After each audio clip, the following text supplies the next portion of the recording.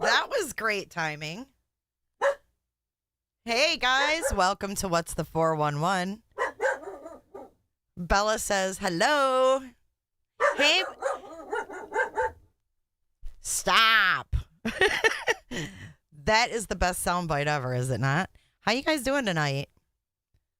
I'm not usually on at this time. This is kind of cool. I kind of like it. We got some new documents that were filed today, and that's what we're going to go over. Stop. No, it's not Rue. It's Bella. It's Bella. See? She's barking at somebody outside. She makes herself known. Hello, Mimi Shell. Hello, Potato. Hey, Bananas. Is Bananas B-A-N-A-S? This shit. Lizzie Bones in the house. Hey, Olive Juice. Meg P. Hello, Okie and Marie. How you guys doing? Hello, Quartzy. Quartzy, and White Dog Carrie. Hello, your dog is so cute. Hello, Maiden Nut. One Maiden Nutsack. You have your own soundbite here, dude. These nuts. All right, reminder to put your chat on live chat if you want to keep up with what's being said. Because if you don't, you'll be lost. I promise. Hello, Ms. DB Me. Hello, everyone. I'm not a constant YouTuber, but when I'm around, I watch you. Thank you. Hi, Lori. Hello, Lucia. Oh, her Rurus. Yeah, because she's scared, like, for me to go, stop. She doesn't want to hear that. She doesn't want to hear stop. Stop. This is what's even better. Watch this. Stop. Stop. Stop. You guys missed the judge the other day.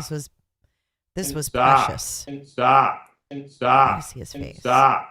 Stop. We can get this. Stop. Stop. Stop. Stop. Stop. Yeah. Stop. Stop. Stop. Stop. Stop. Stop. Stop. All right, guys. So welcome to What's the 411 with Jay. We're going to go over these documents and let's dive in. Thank you to Hey, CEO. Thanks, Potato, for checking that. I forgot today. I actually checked Pacer for my own case because my hey, Melissa B. My filing is the last one, so it's still there. Still just sitting. But I did check my own. But thank you, Potato. What is going on? Stop. What was that? Did you guys hear all that? What was it? What was that? Roberta. What was it? Was it music? What was it? Was it him saying... Was he replaying himself over and over? Oh, my God. You could hear him, but I couldn't see him. A Werner remix. Oh, man. Holy shit. Sorry. Hey, this is what I have to say to that. I'm sorry. Whoops. Whoops. Oh, whoops. He was saying, stop. I couldn't hear it. I looked down and my audio thingies were going crazy. I was like, wait, what's going off? So I just hit mute. Stop. Holy shit. Stop.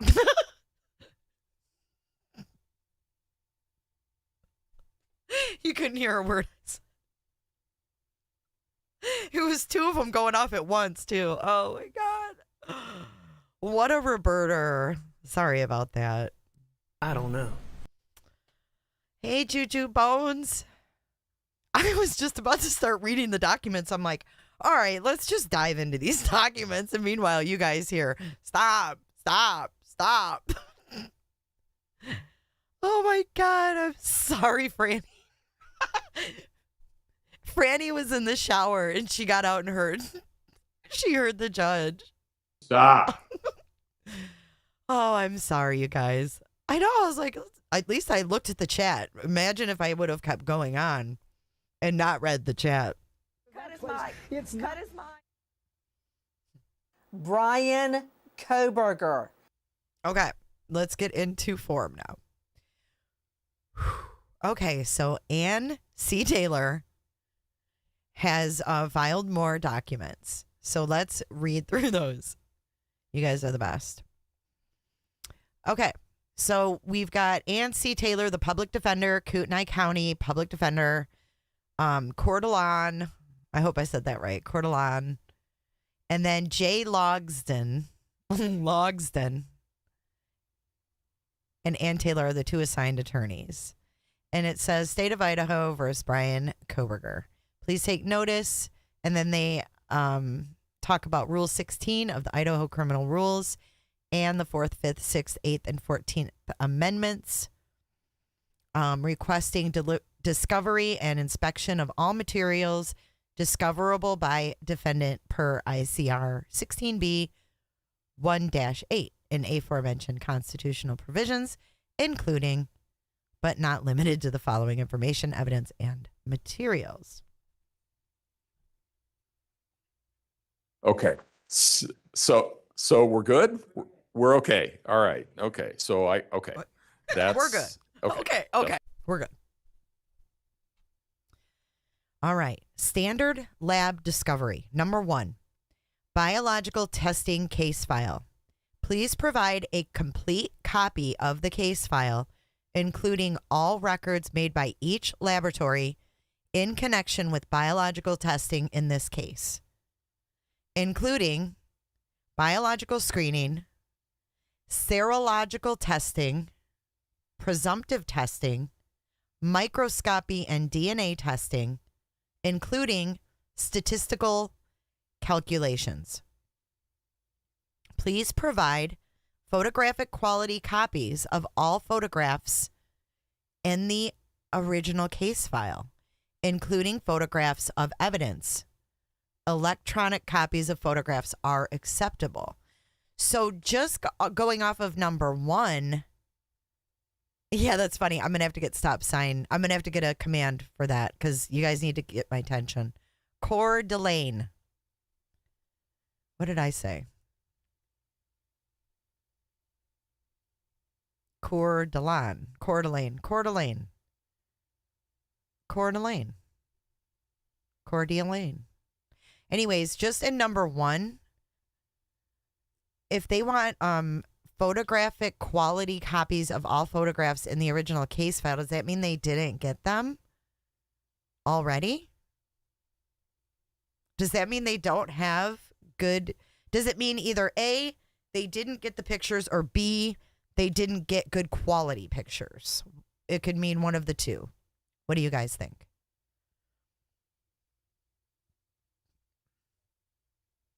I feel like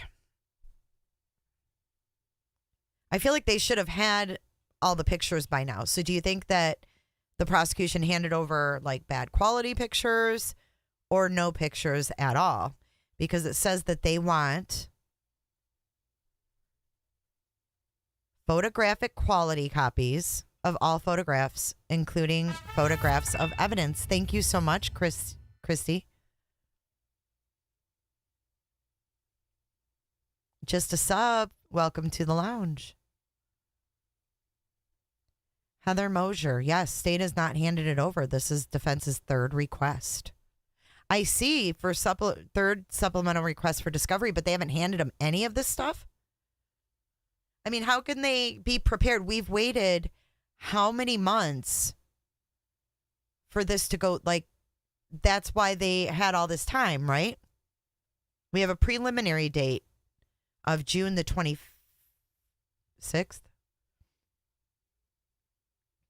But the Goncalves family has question. They're wanting clarification or to quash the non-dissemination order. So they have a hearing on May 25th in 20 days. So, I mean, there's been clarification asked how many times, on the non-dissemination order. Good to see you too, just a sub. Thanks for being here. Cole, it just keeps getting worse, doesn't it? Hi, Trixie. How you doing? Not that Nikki. Nice to see you. All right, so that's just number one. So number two, chain of custody and current disposition of evidence. Please provide copies of all records that document the treatment and handling of biological evidence in this case. Hold on. From the initial point of collection up to the current disposition. This information should include documentation that indicates where and how the materials were stored, temperature and type of container. So I don't know if they got some of the lab results maybe, and they didn't get like the backup paperwork possibly. Let's read through. From the initial point of collection up to the current disposition. This information should include documentation that indicates where and how the materials were stored, the amount of evidence material that was consumed in testing, the amount of material that remains, and where and how the remaining evidence is stored. In the event that the chain of custody spans several different agencies or laboratories, please address this request to each agency and or laboratory that handled said items. Now we know that Idaho State Police was the lab that was processing all of, hi Jolene, all of the evidence, right? Idaho State Police forensics were there. They were the girls with the cameras. They were inside at night, getting those pictures at night with the luminol or the whatever it was that they used, but they do that at night.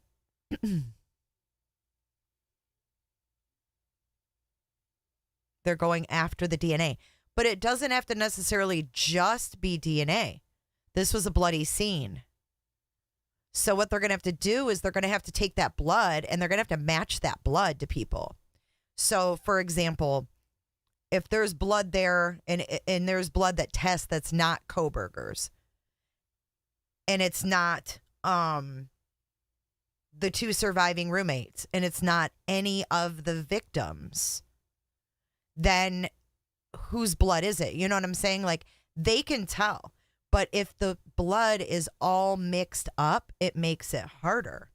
So that's something I definitely don't, I'm not an expert on that, but I mean, you can watch Forensic Files or New Detectives or any of those kind of shows, and you can tell that from those just basics is that the blood can mix together, but they're able to figure out whose blood was there, I believe.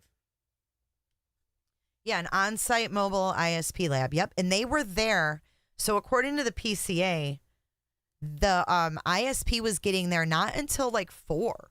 So I'm wondering what took ISP so long to get there that day too, because they didn't get there till almost 4 when Blaker and Payne got there. Vince, what's up? Do you know what I'm saying, though?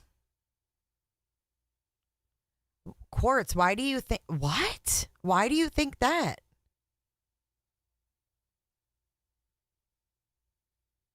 Oh, you mean like old? Like on the sheets and shit. But if there's fresh blood mixed in... You know what I'm saying? Like, they got to test that. But what if it was cleaned up? What did these girls do for 8 hours? What were they doing? And why was there a Latin print at all? Why was it not seen to the naked eye? You know? It doesn't mean that there weren't footprints that were visible to the naked eye. Oh my God, Quartz. TMI, babe. TMI. Holy smokes. Hey, sweet crazy. Hey, Ange. So I don't know. It's puzzling, but let's keep going. This is interesting. 'Cause Number 3, profiles uploaded to a DNA database. In the event that the case involves the upload of a DNA profile to either a state, local, or national database, please provide all documentation maintained by the testing laboratory, including documentation maintained by Combined DNA Index System, the CODIS, personnel within the laboratory, including profiles that have been identified as unknown males, not the defendant.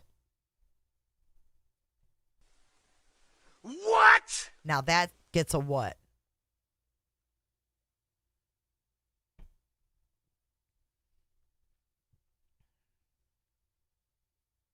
Including profiles that have been identified as unknown males, not the defendant. So I'm sure they can get, that Hunter kid, Ethan, that Jack kid, whoever, all those kids that were in and out of there. But that's where it's going to be tricky. And is that why the prosecution and the police are saying, no, there was no party there? Even though, and this is what bothers me, and I'm working on a video for you guys, but there's all kinds of little bits and pieces that don't make sense, And I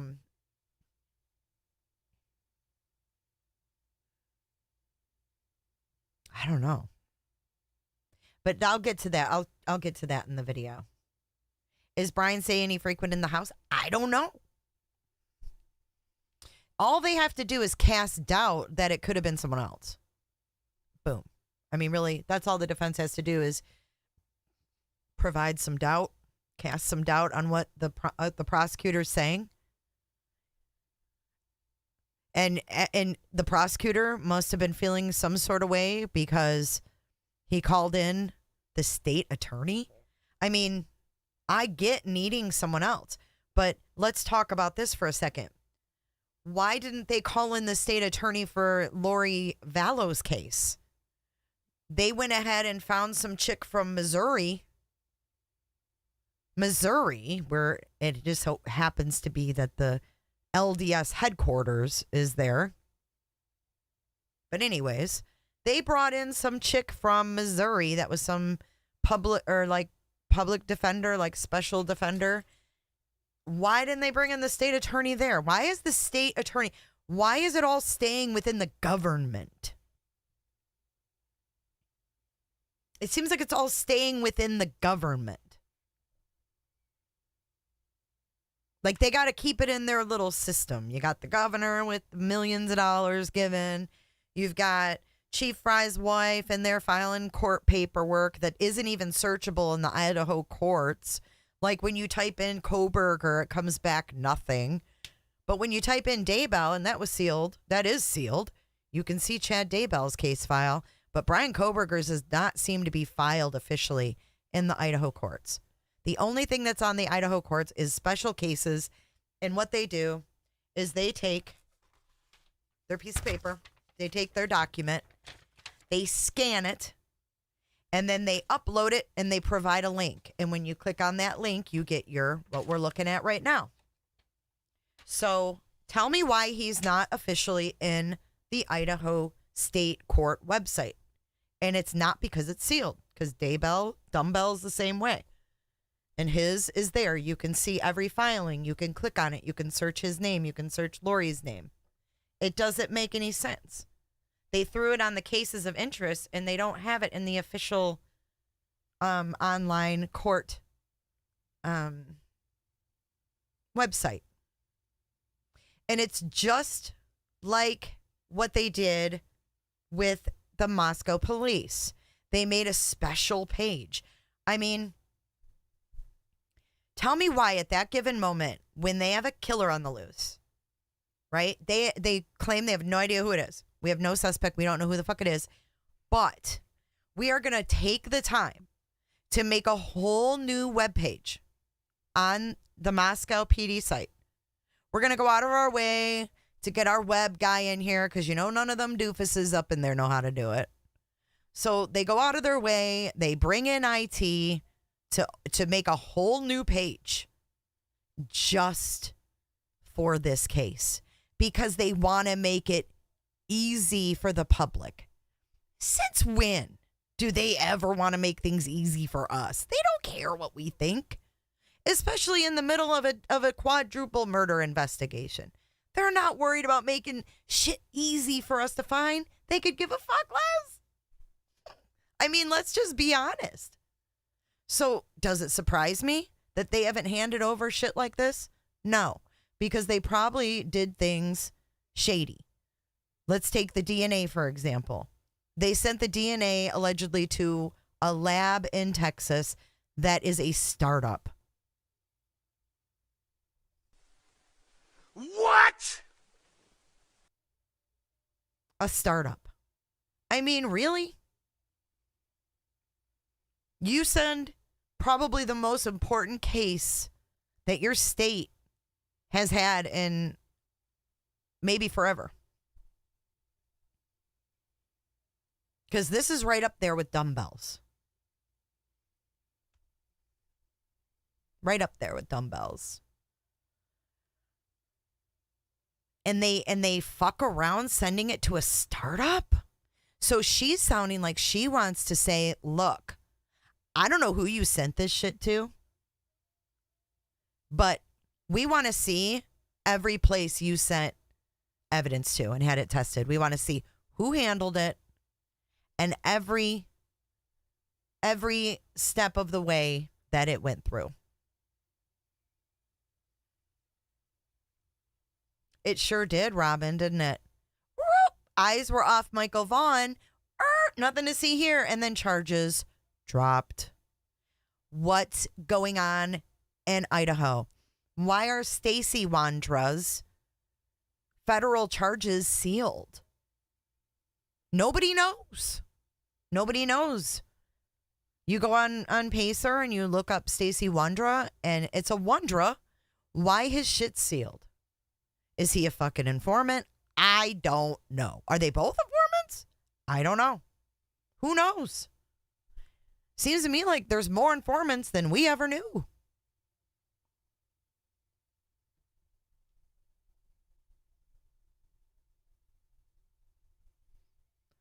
I hear you, Nocturnal, but hey, I mean, stranger things have happened. Look at OJ.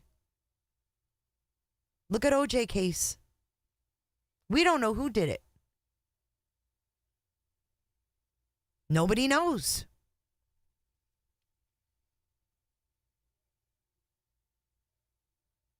I just don't think you should use a startup lab on a case that's this important and of this high profile. But anyways, let's keep going. Let's see. Unknown males, not the defendant. 3.1, documentation of all uploads, including interpretation and or deconvolutions of mixed profiles, handwritten notes, spreadsheets, match estimator results, upload forms, and CODIS search forms for each hit. Provide match detail reports and long-form candidate match reports for the hits, including partial hits and hits that are dispositioned to be non-matching, even if the laboratory has dispositioned a profile as a hit, including partial hits and hits that are dispositioned to be non-matching. Any state manuals regarding the use of the SCIS and NDIS database systems, any hits made to any profile uploaded, even if they hit on individuals not the defendant and deemed to not be candidate matches, including hits to any unknown males identified via testing. Hello, Casey. Hello, Jammers. Hey, Paper Chaser. Paper Chaser has a weird feeling Brian's going to walk. Another mention of unknown males identified via testing. Number 4, data files. Please provide copies of all computer data files created in the course of performing the DNA testing and analyzing the data in this case, i.e., both raw data and processed data. These data files should include all sample files, project files, matrix files, size standard files and analysis method files. In the event that a particular data file cannot be produced, please provide the name of said file with explanation for non-production.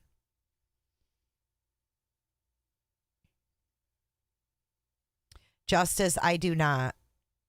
I do not. I didn't even know Ethan got into it with anybody, so I'm not your girl. Hello, Kimmykins, and hello, Jenny.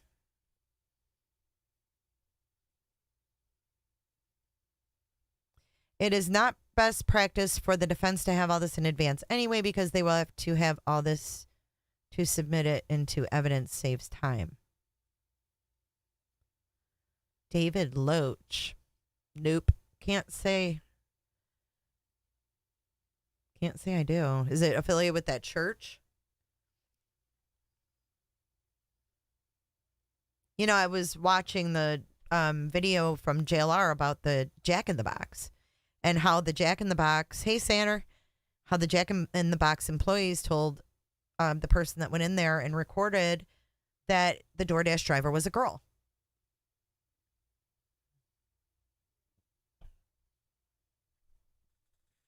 I have no idea who David Loach is. I don't even know what that means.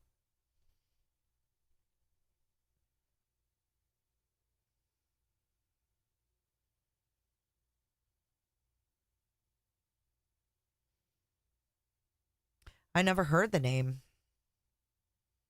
We think we know two that were in the house. In the house when? Like in the morning when they called them over? Two at the frat party? I think there was a lot of people at that frat party, though, if it was a party, right? Does he live there? Look at the U of I wrestling team. There you go. You can pick them out, probably. All right. Number 5. Statistical calculations. Please provide a copy of all statistical calculations undertaken with regard to DNA testing, in this case, including standard statistical tests, database match probability calculations, and statistical calculations that were undertaken using software programs performing biostatistical calculations such as probabilistic genotyping programs. Brian's dad's fucking DNA. Here we go. This is, I bet you any money, not any money, but any money that Brian's dad somehow plays back into this. Hate to say it. Yeah, I don't know who that is, Justice. I don't know these people. Maybe someone in chat will know.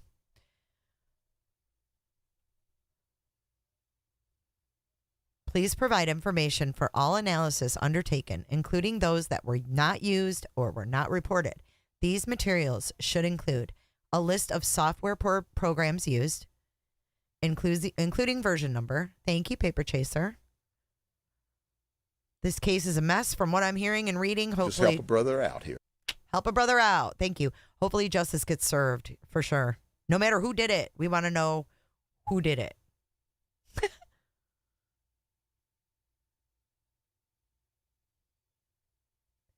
Jolene, REDNA. Why did they arrest BK? Because MK's DNA was found. I don't know. That's what I've been asking since day one. It is what it is. I don't know.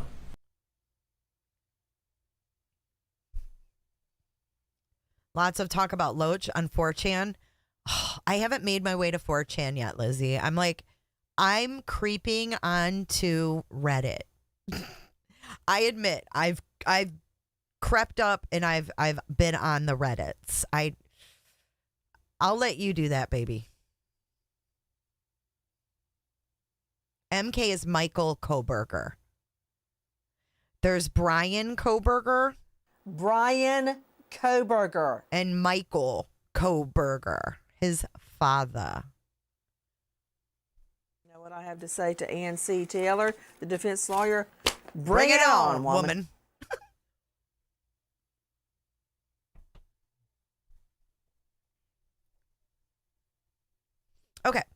Next.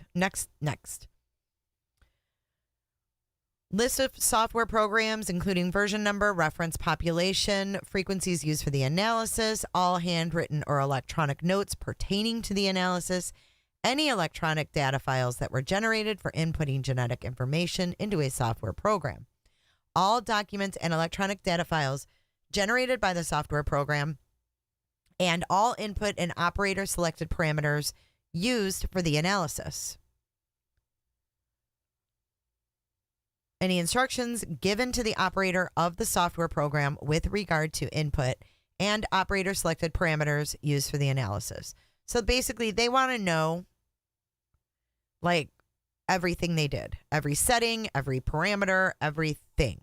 Communications. Provide a copy of all communications between laboratory personnel and any other party with regard to biological testing in this case, including letters, memos, post-it notes, I'm just kidding, emails, texts, and records of telephone conversations.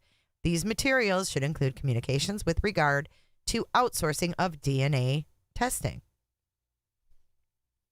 statistical calculations, and DNA profiles uploaded to a database. Hello, FTRYH, sorry. FTRYH. I'll get it one day.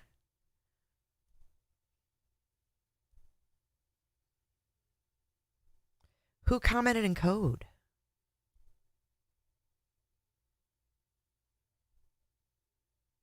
$4chan? 4chan code. Where did they find MK's DNA? They said in the trash, Jennifer Hayes. That's what we were told, that they went and they had to wait. The dude traveled across the country, stopped for gas, stopped to use the restroom, stopped for Thai. He drove for days and days and hours. And he was a little jumpy because he was driving so far. But they had to wait until he got to Pennsylvania because they had to get Michael's DNA. They had to get Michael's DNA. Why, you ask? I don't know. I don't know. I've wanted to know this. I've never heard of them needing to solve a murder with someone's dad's DNA. I don't believe that. A 3,000-mile trip and you had no chance? Oh.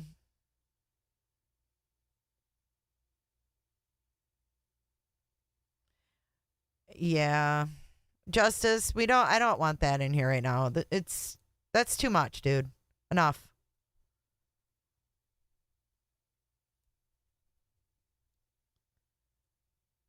Mods, just go ahead and delete it.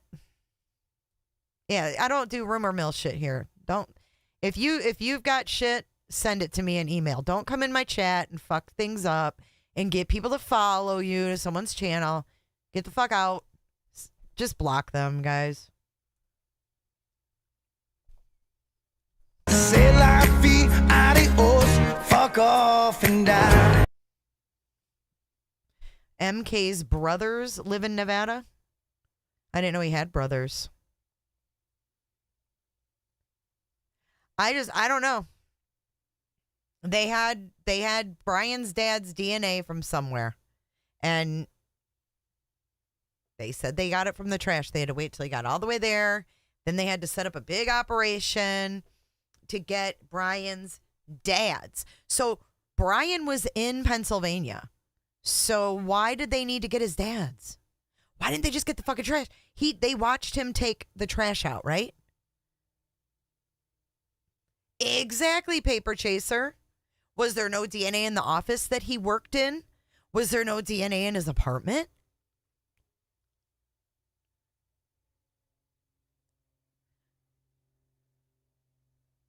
Yeah, get rid of that CEO dude, too. Stay on topic. See, that person comes in, and that's what they want to do. They want to get the shit all commingled. They want to fuck up my life. Stop. No more of this bullshit. You're gonna get removed, and then you're gonna get blocked. Because I'm not fucking around with that. I put too much work into my shit for people to come in and do that. I'm not going to fuck with it anymore.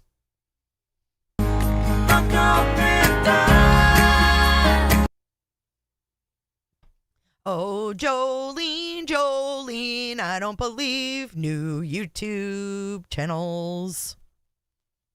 But I do think that the dad's DNA is fucked up. I think there's more to it. His dad has never sat right with me. I don't know. I don't know what his affiliation is or what he's done or something. I just feel like they already had his DNA in the system. And I think that they were able to test it against Bryan Kohberger's or something like that, or against the sheath. I think that Bryan Kohberger's dad has been in trouble before. I don't know why. I have nothing to back this up.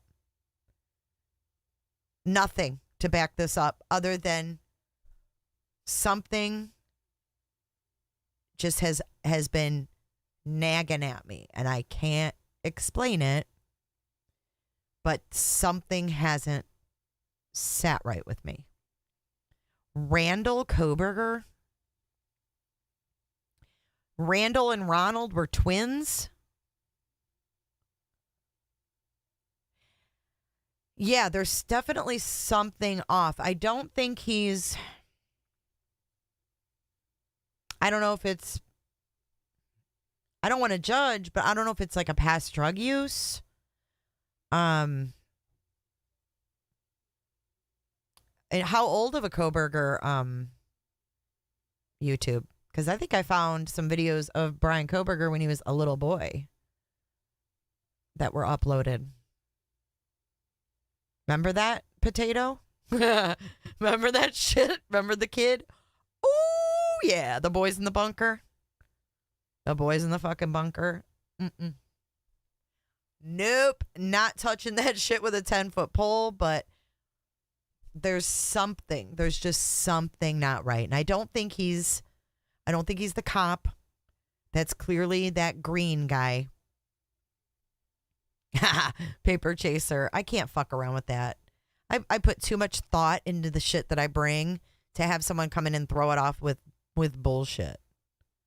Yes, Robin, the boy in the bunker. Mm-hmm.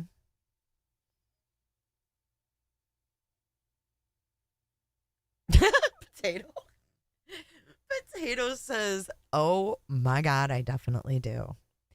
Yes. And a young Kopaka, doesn't it? It's like a little chunky Kopaka. Yikes. They're on YouTube talking about a near-death experience and saying how they live in Nevada, which is where Bethany lives now. It's not super near. They're Michael's age, so their sons would be Brian's age. Oh, shut up. Where is that girl? Potato doesn't want to see it again. Where is that girl from that unalived herself? Hannah, I can't remember her name. What was that girl's name? Yeah, that's what they said, Quartz. And they can lie to us, just like they said that the stops on the way weren't planned. No, we didn't plan to have those cops. We didn't plan to have those cops pull them over in Indiana.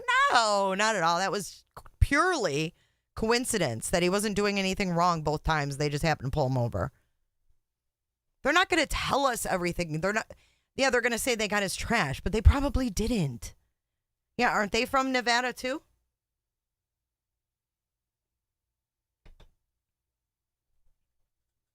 See, I heard early on that there was relation there to that. Yes, to that young girl and her family.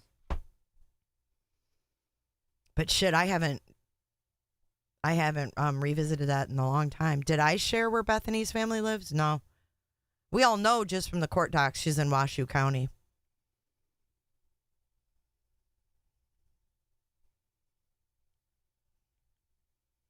I just remember hearing early on that there was some kind of a relation between them and Kohberger. Bryan Kohberger.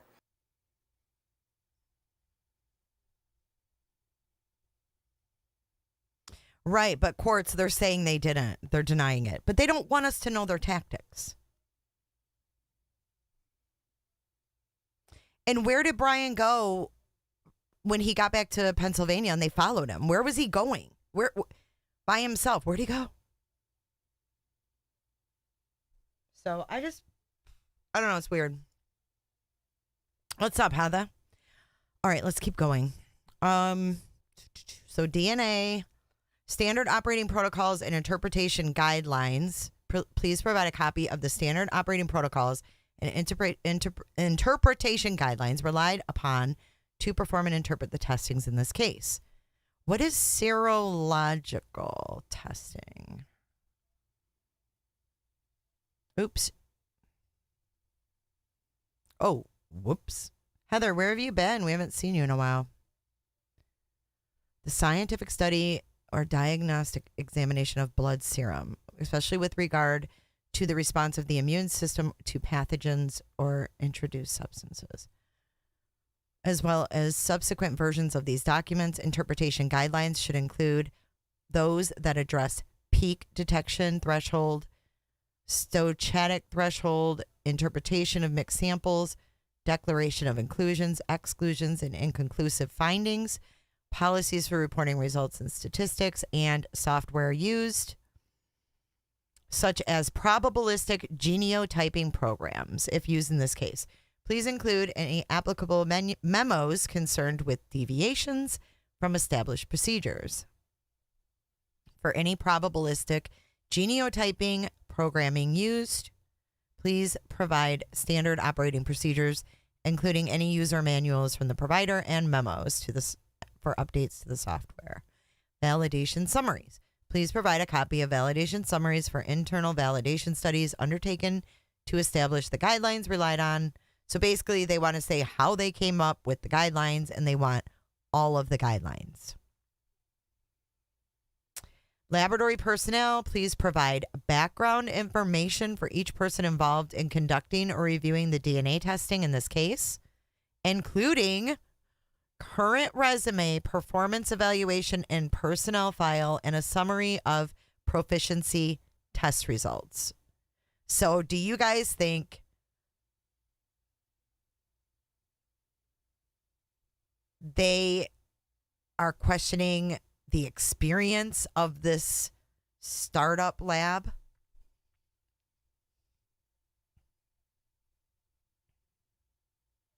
I wonder.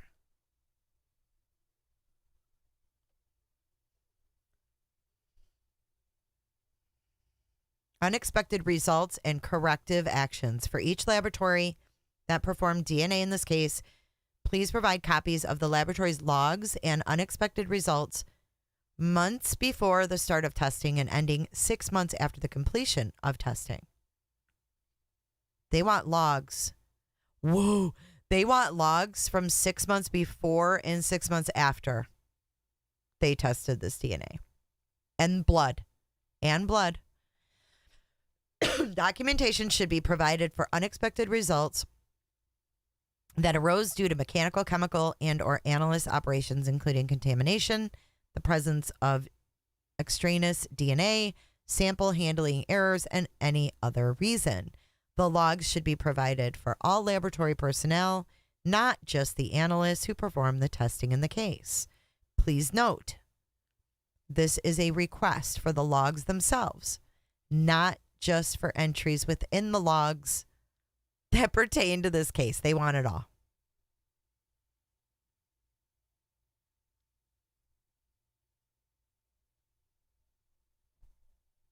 Yeah, but courts, we don't know that. Like, that's not fact. We don't know who. How do we know if they made reservations? We really don't know that because we've never seen that. We've never seen proof of that. So we can't get convoluted into things that we heard and now we're just stating it as fact because we've heard it so many times for so long. Because we definitely cannot know. And I don't know if it's normal to request all logs, but that is quite a bit. All reports generated by any lab that conducted SNP testing on any sample in the case, including samples where unknown males, not the defendant, were identified. copies of communication between laboratory personnel. We went through all that. All documentation with any database. All documents related to any genealogy search, including but not limited to the creation of a user profile, account information, automated search results, uploading of data, all queries and search results from any private or public data banks, family tree information, and other documents, reports, notes, or other communications pertaining to genealogy DNA database searches. All documents related to any genealogy investigation, including but not limited to additional collection and or testing of DNA samples, notes of any interviews, documents obtained related to ancestry and or recommendations for further testing. All documents related to the comparison of any DNA samples collected during the genealogy investigation to crime scene evidence. And last but not least, the name and address of all persons found to have sufficient sharing centimorgans with the subject profile to be identified as a match in the report created in this case. Dated this 3rd day of May, 2023, Ann C. Taylor, Public Defender, Kootenai County. Legal Assistant, Elisa Massoth.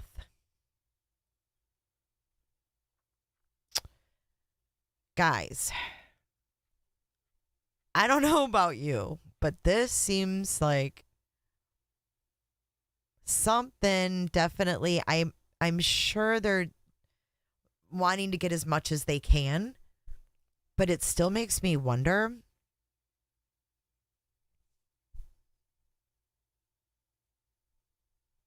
Is it about Michael Kohberger's DNA?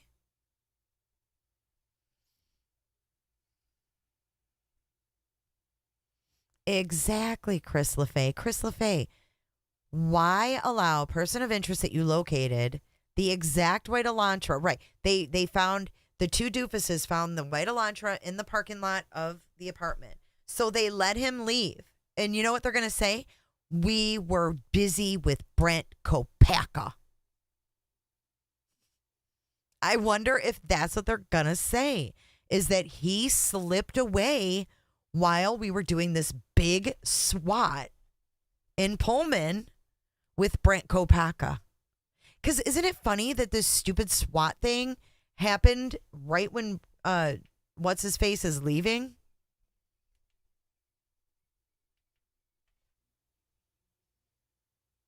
They could have stopped him. He went to the fucking doctor. He went to the doctor. I mean, he went to a doctor appointment. What? Can I get a what? I mean, it just doesn't make sense. What? And then, like Jammer said, they let him travel all across the U.S. and then they wait.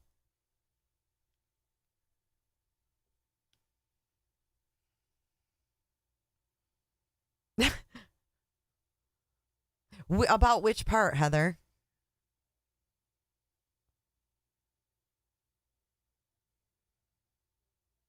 Oh, about them. Oh, yeah, he got out of our grips. We lost track of him because remember, even Howard Blum said that. Howard Blum said, oh, yeah, they lost him for a couple hours. But Heather Mosier, you have a great point. This is their third request. Defendant's third supplemental request for discovery. And like I said before, that dude, this guy, what's his name? Thompson, Bill Thompson. He called in the state attorney. So I didn't see you guys' comments at that time. He called in the state attorney. There's 2 state attorneys helping him.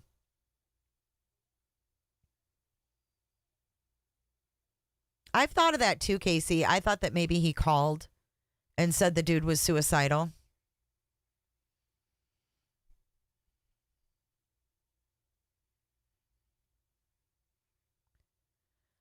Yeah, I mean, let's go to the actual website and see what the last request said. Because I don't remember reading, but maybe every time they request discovery, they have to put it number 1, number 2, number 3. But it could be different things they're requesting. Bella. Miss Rose. Oh, someone's talking to her through the window. They're like, hi. Okay.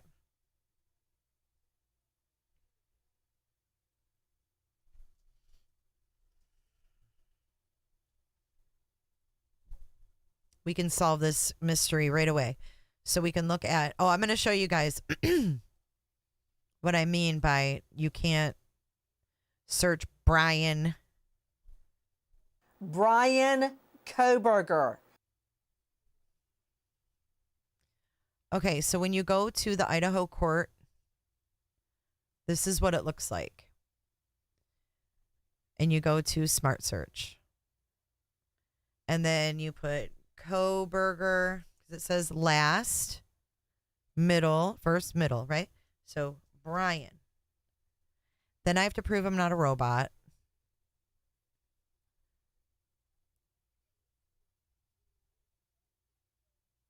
And the only thing that is there is this damn failure to wear a damn seatbelt. That's the only thing filed against him in Idaho. Look. New case, 822. Prosecutor assigned. Citation filed on 825.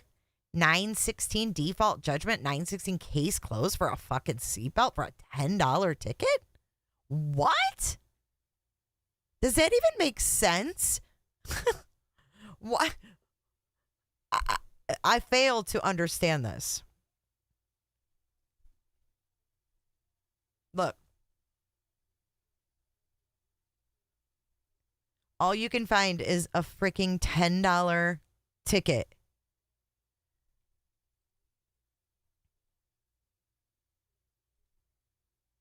But if you go back here and you put Daybell, comma, Chin.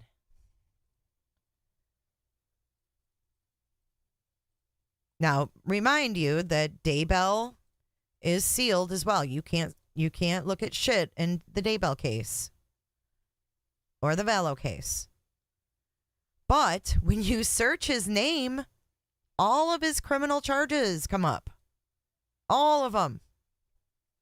So tell me why he is not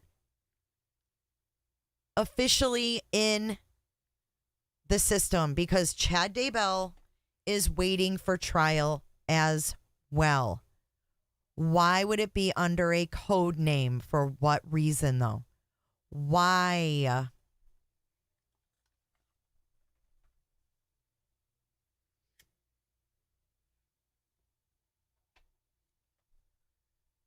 I'll show you where you can find his stuff. So here's Daybell, and when you click on it, even though it's sealed up like Fort Knox. But when you click on Dumbbell, look, you see all of his charges, all his felonies, the date they were filed, the statute. You see his plea. You see his events and hearings. No, you can't look at documents, but you can damn sure see what's going on.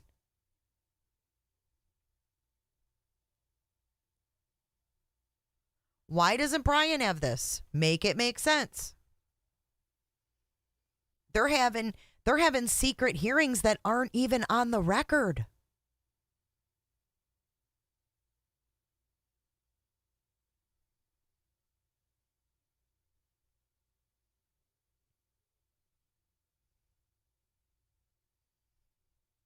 But no, they just said they made it easy for us. So sorry, let's go to the main page like they want us to.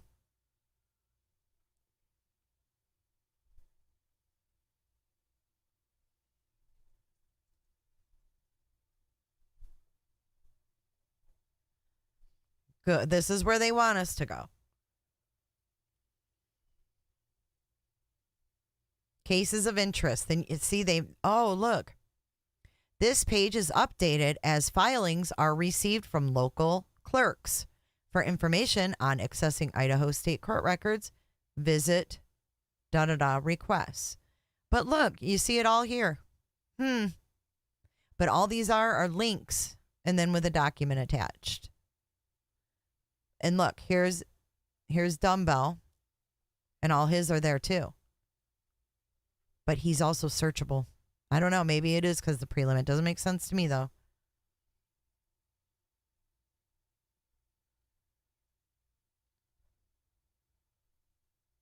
Order to seal 1122 King Road. Have I seen this?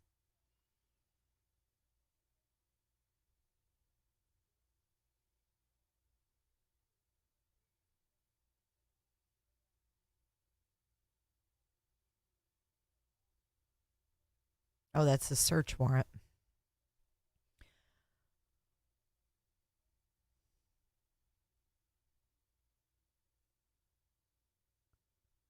Wait, what's this notice of appearance? Oh, that's for the Associated Press. I'm in the wrong case. No, I'm not. Am I?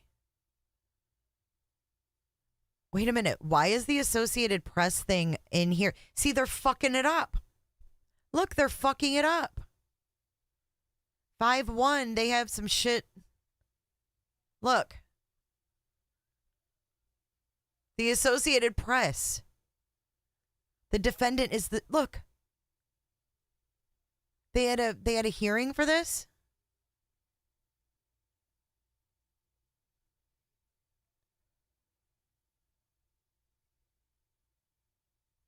And they have it filed under the criminal case.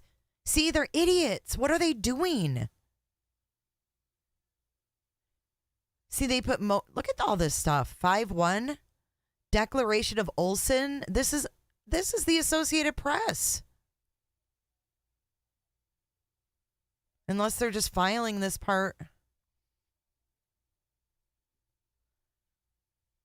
Because it's the non-dissemination order. Wow, we should read through this. I have been informed of the following. Listen to this. During the course of representing the media outlets who are challenging this court's gag order, I have been informed of the following. A victim's family wants to speak with the press about Mr. Kohberger's prosecution, but they feel bound by the gag order. Major Christopher Paris of the Pennsylvania State Police told reporter Chris Ingalls that he could not answer whether police had launched any review of unsolved cases that could be linked to Mr. Kohberger because of the gag order. Moscow Mayor Art Betke told reporter Erica Zucco that the city attorney advised he could not answer questions about the overall community healing because of the gag order.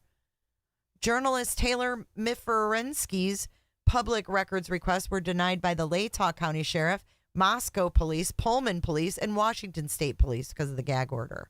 Gary Jenkins, Chief of Police at Washington State, and Matt Young, Communication Coordinator, told reporter Morgan Romero that they could not answer whether Mr. Kohberger applied for a graduate assistant research position because of the gag order. The Moscow Police Department refused to advise a reporter from the Idaho Statesman how many cell phone towers are in the area of where the murders occurred, the size of Mr. Kohberger's cell, the size of the Moscow jail, and the nature of Mr. Kohberger's meals because of the gag order. Law and crime reporter Anjanette Levy was denied access to Kohberger's booking video from the Latah County Sheriff's Office because of the court's non-dissemination order. That's ridiculous.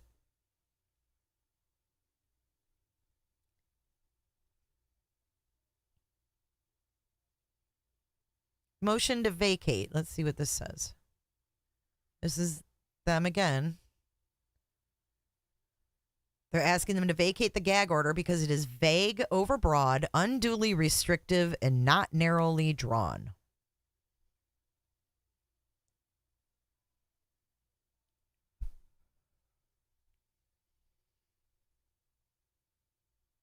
So that's the one we just read. Let's see where the second request. Defendant's second supplemental request right here. This is short. This is only 2 pages. Exhibit B. Exhibity B.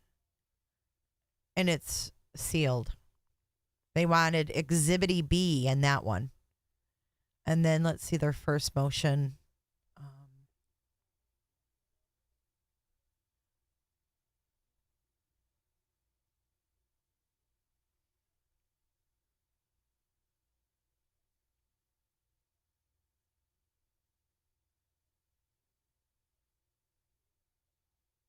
I see the state's response, but where is motion to preserve, order to preserve the crime scene? So they're not going to tear that house down until there's a court order. But with Megan Marshall, who knows? They might do it behind the scenes.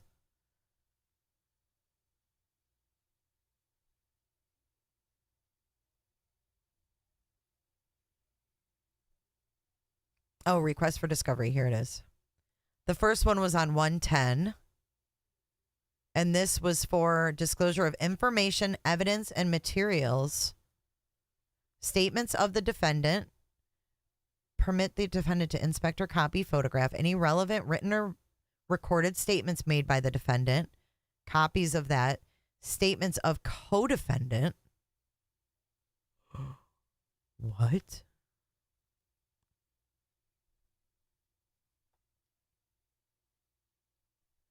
Okay, what shakes me about this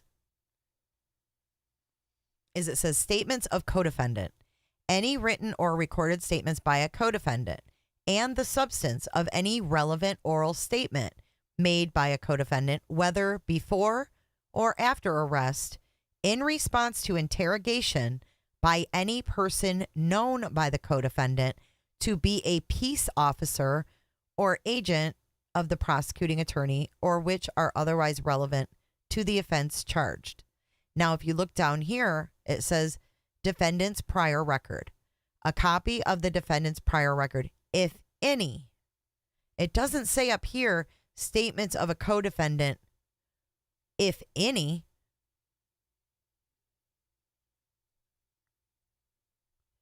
And then documents and tangible objects. They want to inspect and copy all books, papers, documents, photographs, tangible objects, and copies and portions thereof, which are in possession or control of the prosecuting attorney. Reports of examinations and tests. Reports of physical and mental examinations. State witnesses provide a written list of names, address, and phone numbers of all persons having knowledge of relevant facts who may be called by the prosecuting attorney as witnesses at a trial, together with the NCIC report and a Spillman report of such persons. What's a Spillman report?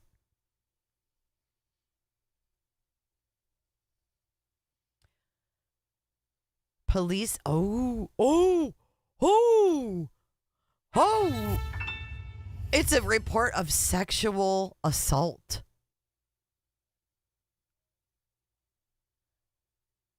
They want witnesses, names and shit of people with relevant facts, together with a sexual assault report.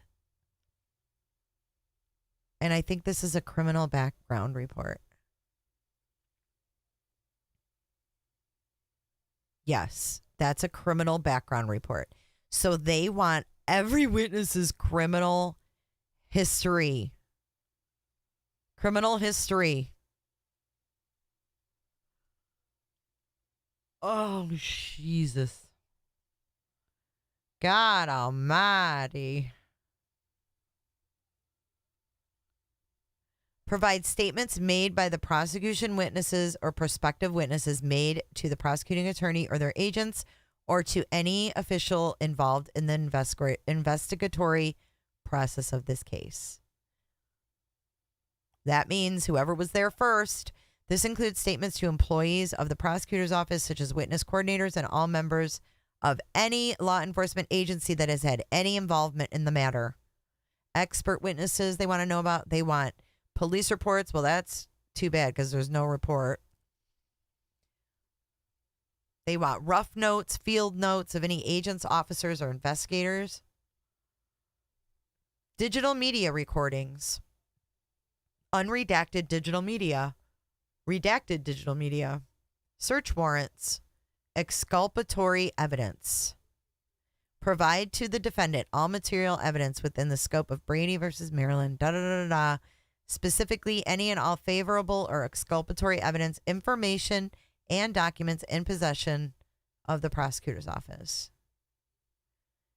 Inducement. Provide to the defendant all documents pertaining to the existence and substance of any payments, promises of leniency, preferential treatment, or other inducements or threats made to prospective witnesses.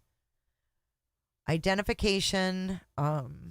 Disclose whether a defendant was identified by a lineup and who identified them. Electronic surveillance. General nature of evidence of other crimes. Drug tests. Provide copies of each subpoena issued by the state to any person or entity, regardless of whether served or not.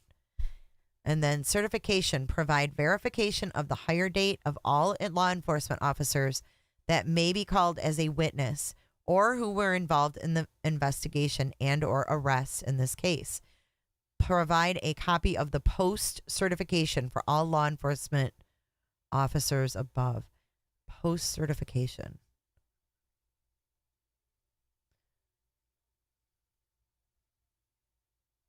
Police officer standards and trainings. So she's looking for credentials. So these are all three different. So I don't think that they've requested the same stuff 3 times. I think we can rule that out. Because it doesn't look like that. It looks like they've requested things 3 times, but they're very specific. I think this is their 3rd request for things. Creek Town, dude. Verification of hire date, yeah. Sean J, yeah, we did too. No, Miss Taylor she's not fooling around. She is covering all her bases. So, I think that's it, guys. Until the next thing comes out. Case summary. See, look, they put his case summary on a PDF. Look, it's all scanned in. You can see the corners of it. Julie Fry and her scanning.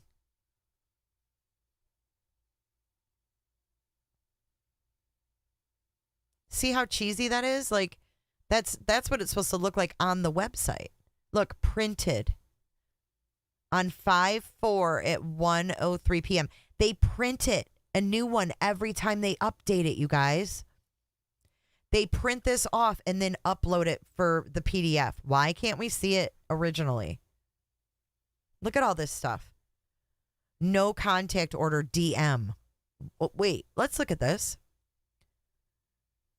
No contact order DM. No contact order JKJK. Who's JK and JK? There's 2 JKs. No contact order BMKC. Who's KC? This must be the Goncalves family. KGAGAGSGLLCG. BF. Yeah, who's BM? BF. KLSL. SC. Oh, this is the Chapins. SCJCHC and MC. And then down here, you have victims' rights notification, KL and SL. Who's KL and SL? Oh, Jasmine Kernodle. JK. Oh, and Jeff Kernodle. Okay, Jeff and Jasmine Kernodle. No, who's BM? Oh, Ben Mogan.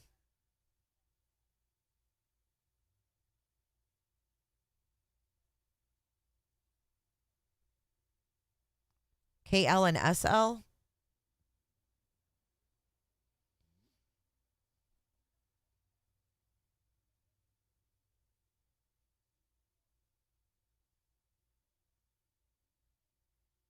Laramie is Maddie's family. Okay.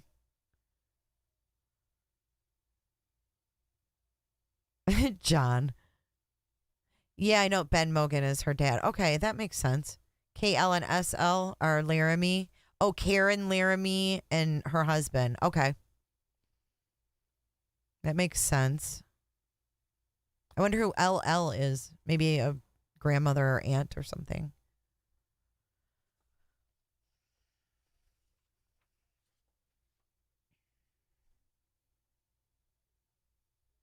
So is there anyone on here we don't recognize?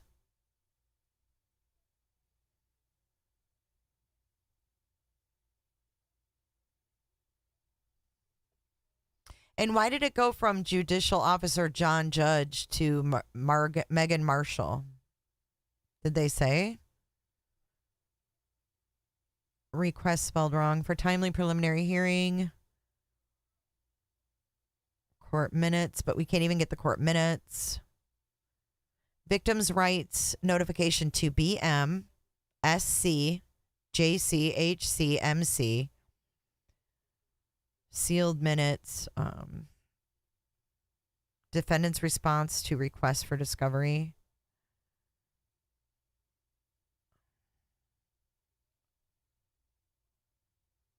Oh, we have to check the jail too before we sign off. That's our ending. Motion to unseal court record regarding conflict issues of defense counsel.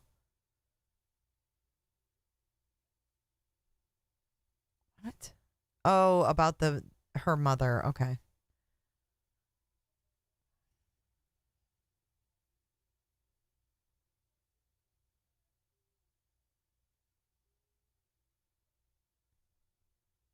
What's this all about? Coeur d'Alene Police Department Forensic Lab and Coeur d'Alene Police Department Forensic Lab. Why were they doing it? Stipulation to release property. God, I can't wait to read all these. It's going to solve so many questions we have. Extreme Networks, DoorDash.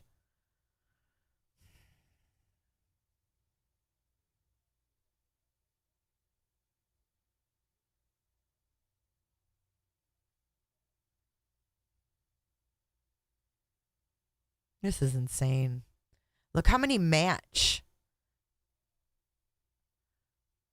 Look how many match things they had. Warrants they had.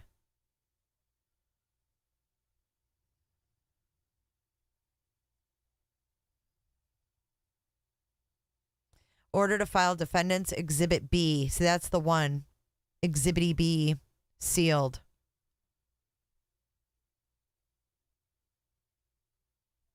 The Brady Giglio material. Ooh, Brady disclosure and request for protective order.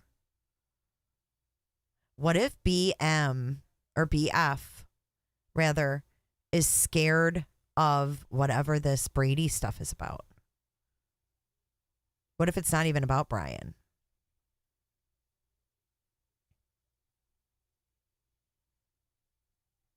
So here we have the motion hearing for the 25th at 10 a.m. But yeah, you guys, they print these off every time they update them and then they upload them. They go through all that trouble just to keep us out of the main site. Makes no sense.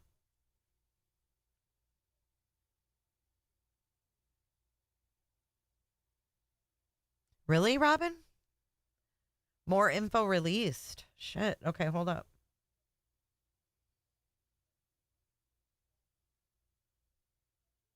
Oh, new body cam from when Bryan Kohberger was stopped.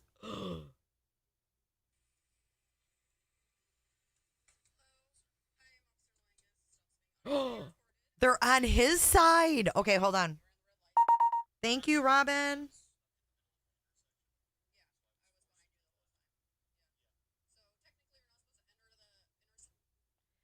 This is in Washington.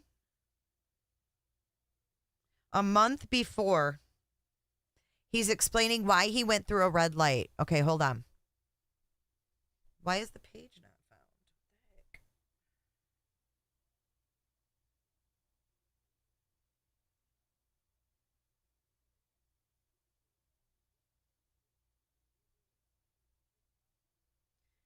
Y'all are on it. Thank you, Robin. Page not found. Is it gone? Oh, here it is. Okay. This is only has 2,000 views. This is new. Okay, let me get it up here.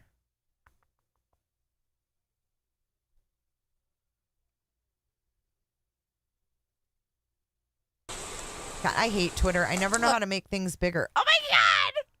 I can't. Hold on.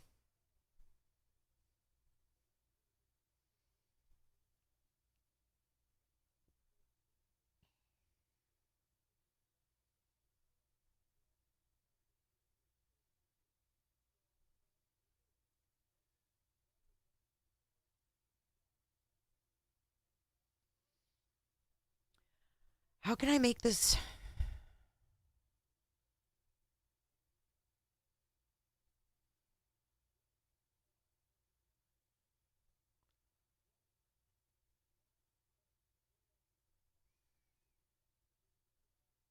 Let's try this again. I want it to be big. That's what she said. All right, hold on. What?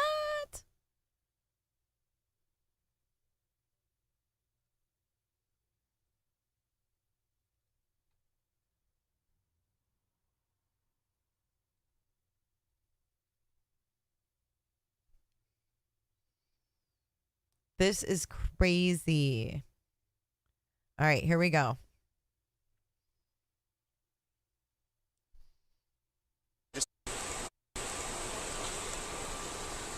Hello, I am Officer Loangus. Stops being audio and video recorded. I think you know why I stopped you. You ran the red light. What actually happened was I was stuck in the middle of the intersection. Yeah, so I was forced behind to you the turn whole left. time.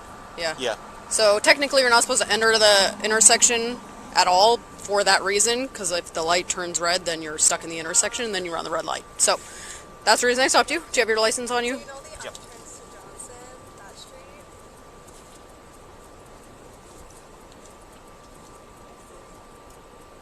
Is he by himself? Do you have the registration and insurance?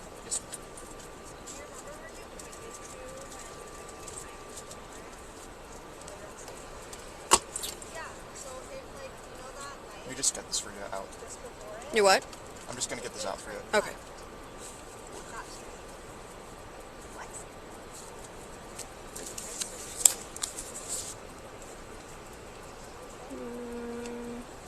So would you explain that to me a little bit further? So in Pennsylvania, when you're stuck like in their intersection, you have to make the left. So what would the appropriate thing for me to have done been? Just You're back up not in supposed that to situation? block an intersection like that in Washington, so just by you blocking the intersection, that's technically a ticketable violation, and then then you're running a red light, so it's another ticketable offense. So you're not supposed to proceed into the intersection until you can go, because a lot of people do what you just did, right? Is like you're sitting in the intersection waiting, and then turns, and then you're blocking, so... Yeah, there was a little bit of confusion with speeding because someone had stopped. I wasn't sure what they were doing, and then they put on their light to turn. So I thought that maybe they were letting me go through. Oh. Did you see that? No. Yeah, like right before I made the turn, there was someone who like made a right. And they didn't have their signal on, so I wasn't sure if they were just waiting. Yeah, so I would just advise just don't enter the intersection until you can go, so you don't get stuck. Let's see. But in that situation, the best thing to do then would be back up and not. Okay, that's where it ends. That's where it ends. But listen, he knew that he's by himself. That was people walking by on the phone. There's a girl walking by, but who is that girl? She has dark hair. Remember the DoorDash driver was dark haired? Where did she go?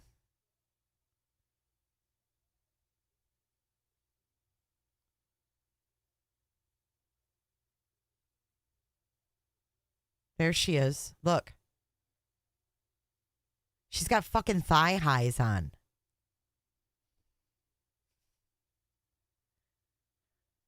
But he knew he was being recorded, so he tried to act like freaking Eddie Haskell.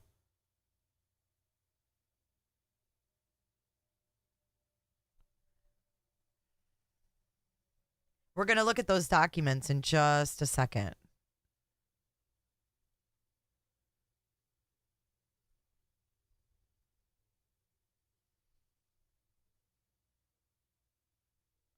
I know we've never heard his voice. Now we have to go back and listen because we have to see if it matches that Josco. And then we have all these documents to look at. Oh my God! How did this just happen?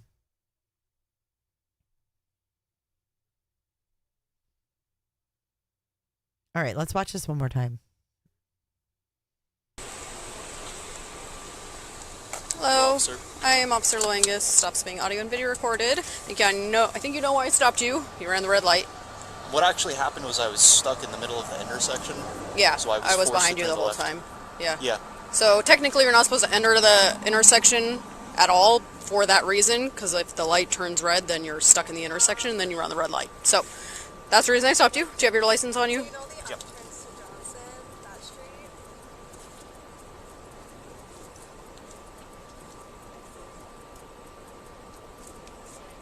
Do you have the registration and insurance? Yes.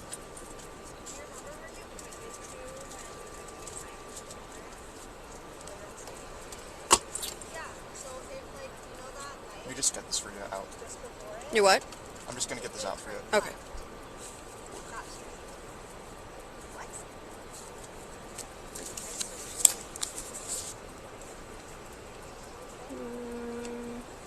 So would you explain that to me a little bit further? So in Pennsylvania, when you're stuck like in their intersection, you have to make the left.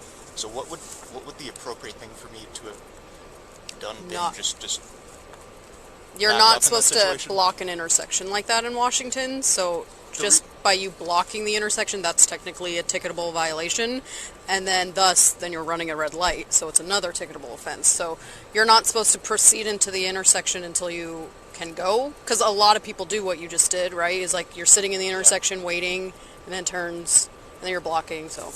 I think he's trying to act like nothing to see here. Nothing to see here.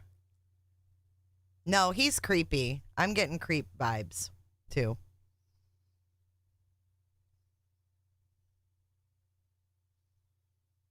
So this was on October 14th, a month before. Yeah, there was a little bit of confusion with speeding because someone had stopped. I wasn't sure what they were doing, and then they... Look at those eyes. But he's really talking a lot for a stupid ticket. What would I do? What would I do? Would I back up? Would I reverse? Come on. on their light to turn. So I thought that maybe they were letting me go through. Oh, Did you see that? no. I feel like right before I made the turn, there was someone who like made a right. They didn't have their signal on, so I wasn't sure if they were just waiting. Yeah, so I would just advise just don't enter the intersection until you can go, so you don't get stuck. Let's see. What's he looking at? But in that situation, the best thing to do then would be back up and not. Oh, man, why is it got to end?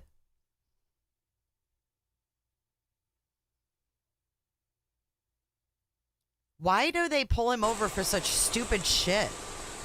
Hello. Officer. I am Officer Loangus. Stops being audio and video recorded. I think you know why I stopped you. You ran the red light. What actually happened was I was stuck in the middle of the intersection. Yeah, So I was I was forced behind to you the turn whole left. time. Yeah. Yeah. So technically you're not supposed to enter the intersection at all for that reason, because if the light turns red, then you're stuck in the intersection, and then you run the red light. So that's the reason I stopped you. Do you have your license on you? Yep.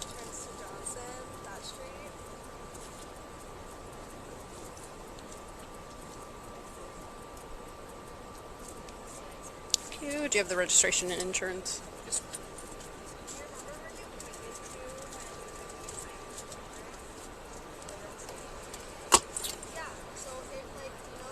Let me just get this for you out.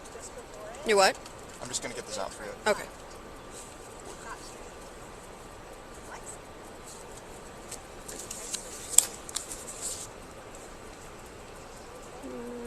That girl, what? So would you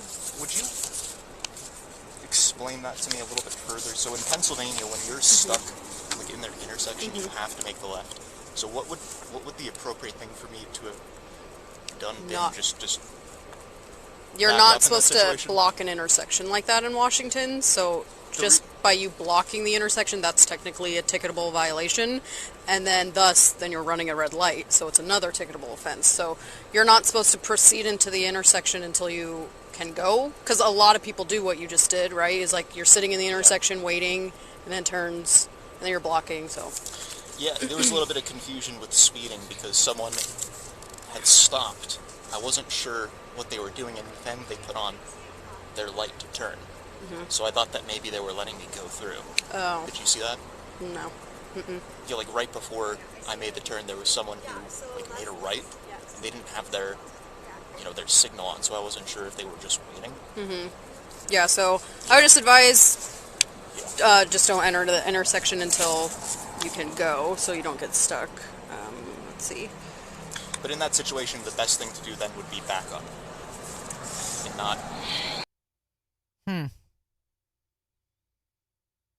Yeah, the girl in the background is like giving someone directions, it sounds like. Yeah, he's kind of challenging her, isn't he? He's challenging her. He's like, did you see that? She's like, no. All right, we're going to open up this vault.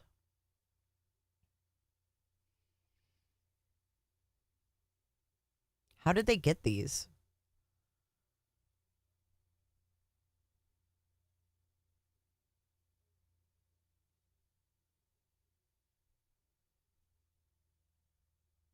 This is the non-dissemination order. All right, we're going to have to... Oh, shoot. Hold on. Let me fix the screen. We're going to have to scroll through these. Because some of them we might have already seen. I'm not sure.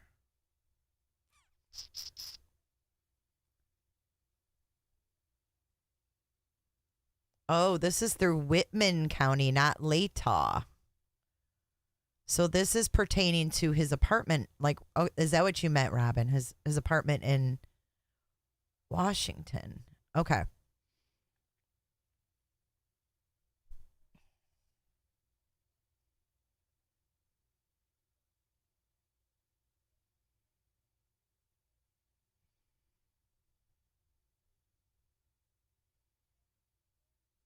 This is them sealing the warrant. Okay. Here we go. Here's new stuff. Amendment read to Judge Libby on 12/30/22 at approximately 16:09 hours and recorded on body camera. On 12/30/22, while serving a search warrant SW122920022A for Steptoe Apartment G201, we found a padlock, round in shape. Hold on, let me make this bigger so you guys can read. It's kind of small. Okay, we found a padlock round in shape in the living room closet. Based on my training and experience, I recognize the padlock to be the shape of locks typically used on storage units. The lock is round in shape and the design limits the ability for it to be cut off. A key matching the lock was also found in the living room in the TV stand next to keys which appear to be for the Wilson Short office. I had Officer Kirschner contact the apartment coordinator, who confirmed there are storage closets available to residents located in the same buildings as the laundry areas. Sergeant Pet Lavani went to the area and confirmed there was a storage closet with the address G201 written in black marker on the wood door. The storage closet is located in Building F of Steptoe Apartments. The storage door is not locked, and the door is slightly ajar. I believe the storage was likely used by Kohberger to store items and was likely accessed between the time of the murders and his travel to Pennsylvania. It is also believed the storage closet could contain trace evidence listed in number 1 and number 5 of evidence to be seized. Judge, do you believe there is probable cause to believe these items may be found in the storage unit? And do you authorize us to search the storage unit? Is that how they write? Do they write a question like that? And this is signed by Dawn Daniels from Washington State University Police Department. Evidence collection log. We've seen some of this, but the analyst is H. Youngling. 1 nitrile type black glove, closet on north wall of entryway, west side. 1 Walmart receipt with 1 Dickies tag, closet on north wall of entryway.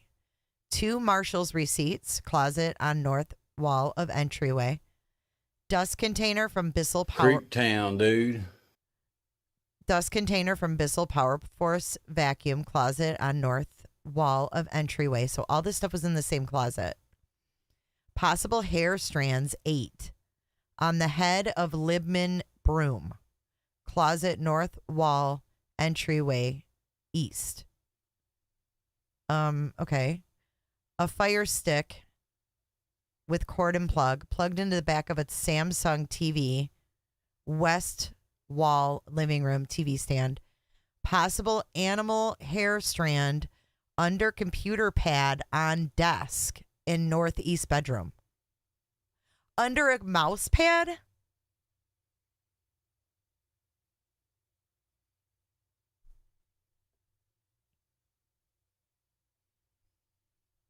Possible hair, east wall of shower on tile. East wall of shower on tile, bathroom. We knew they found these hairs, but we didn't know where. Possible hair inside drain of shower. Possible hair under computer pad on desk in northeast bedroom. So they have a possible animal hair and a possible human hair under his mouse pad.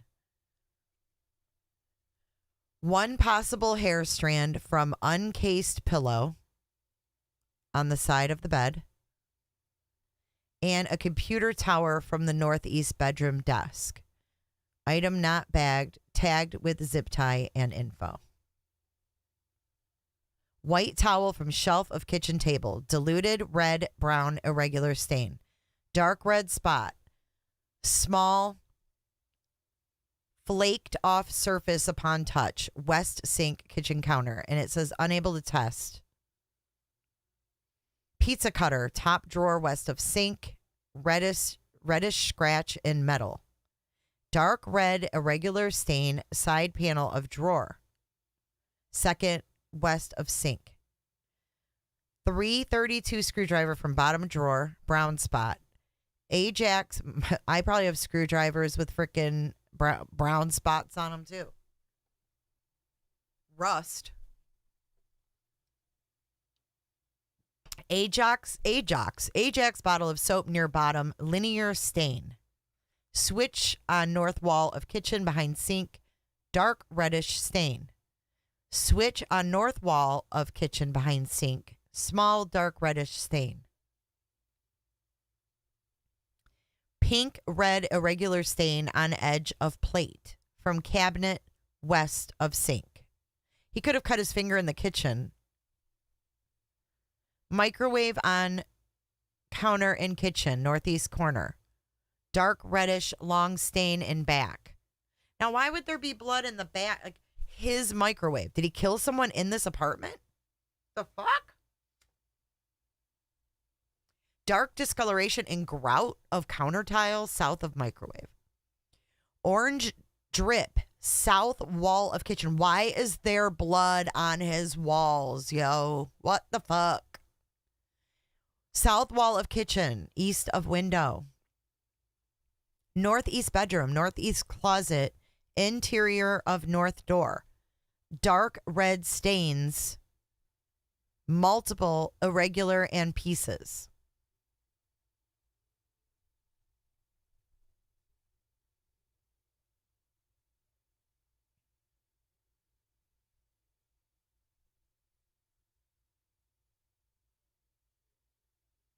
Small red brown stain on exterior door of northeast closet in northeast bedroom. Edge of south door of northeast closet in northeast bedroom. Very small red brown stain. I don't think they're reaching. This is how they catch killers. They find things that you can't really see. You don't really notice. They always find that. They always find little traces of blood, and the killer never knows they're there. As a matter of fact, I suggest you guys go on YouTube and watch the FBI files. They give you so much information. Like, this one guy pushed his wife down the stairs, and she, like, cracked her head open, and he thought he cleaned the walls.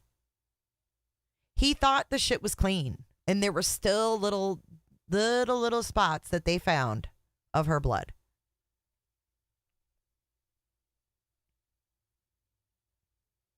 Casey.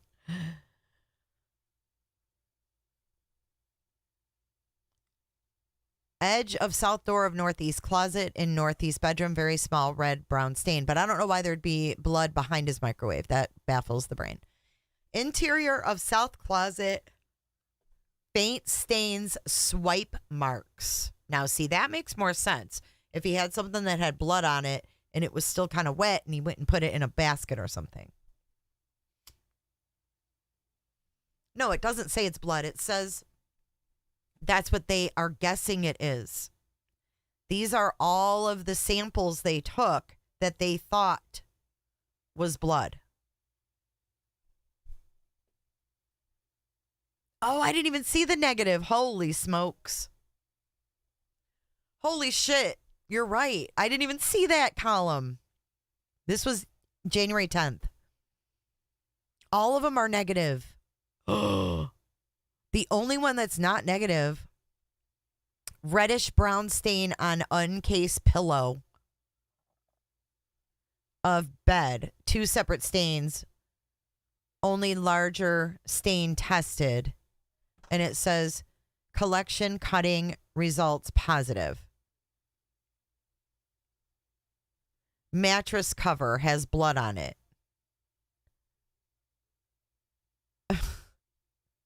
That's the only thing.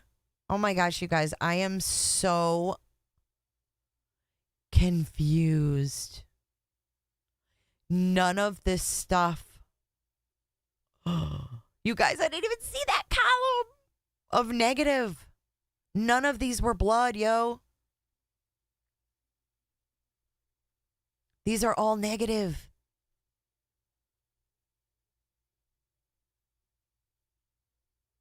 This one says dark red spot, small flaked off surface upon touch. Unable to touch. That's the, oh my God. So there's no result on this hair then.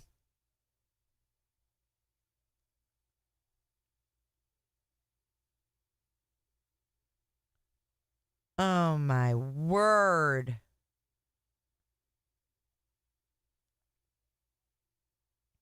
All these things, I'm not even going to read them all because they were all negative. But look, this one's not checked. East wall of shower collected hair. Oh, that's hair.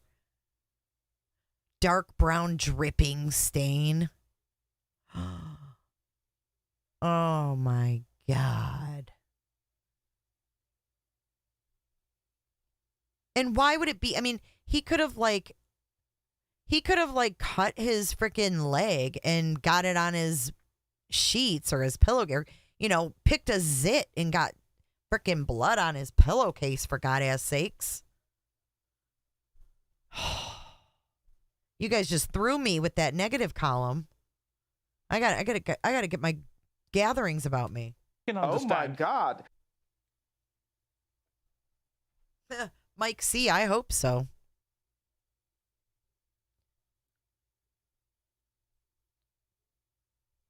Okay, let's see. This is all the stuff I already read. Needs testing. All these things say no. So they're not going to test a fire stick for anything. They're just going to hold on to it. And they're not testing hair strands. And why would any of the victims' hair strands be on his fucking broom? Libman broom? But they're not sending it for testing. It says needs testing, send a lab. And it says no. So they collected it and they're not even going to test it? Transferred to ISP. Oh, they gave it to ISP.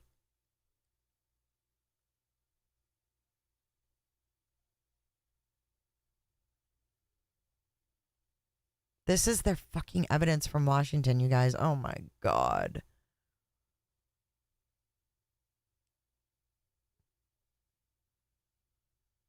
It's just the handwritten. We already read that.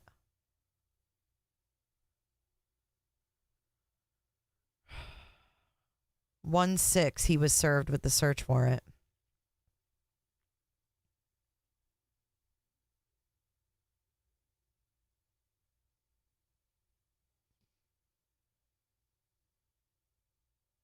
It does, Justice. You're so right. Like, if you don't notice that negative column, you wouldn't even notice.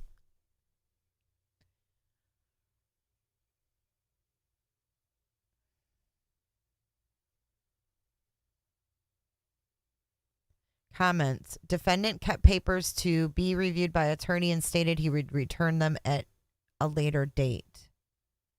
So that's the search warrant served on him. Washington State Dean of Students. All this is redacted. Consent to enter apartment and retrieve Washington State University keys. Did he not agree to that?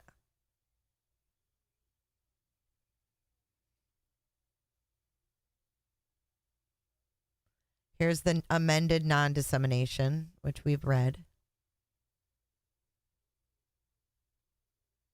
Motion to transfer custody of items seized and order.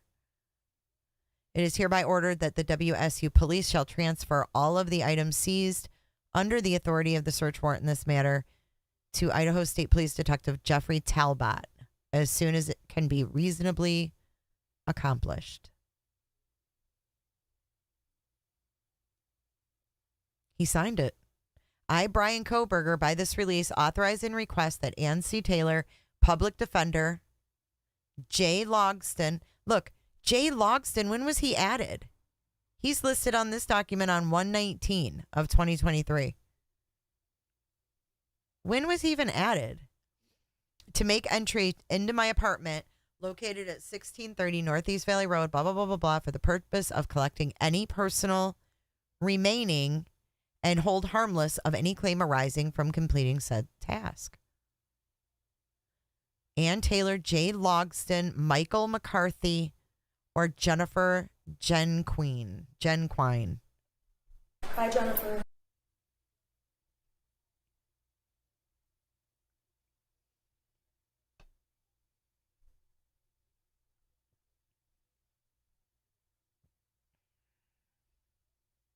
No items seized. All seized from residents and currently stored at WSU PD. Then they gave them to ISP. This is the office.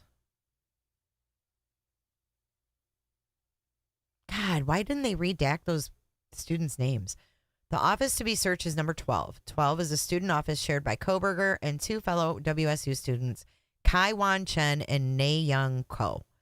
It is on the ground. Wait, Was that girl walking around? Was she Chinese?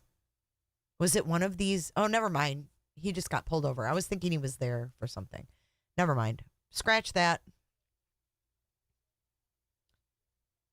Jay was not. He was not there in the beginning. Mm-mm. They added him somewhere. I just saw it.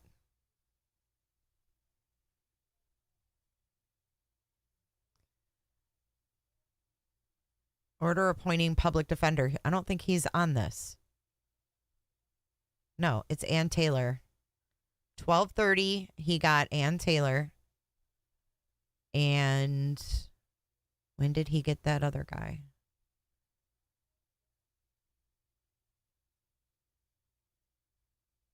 Because he had a hearing on 1/5. And I believe he was added after that. Maybe I'm wrong.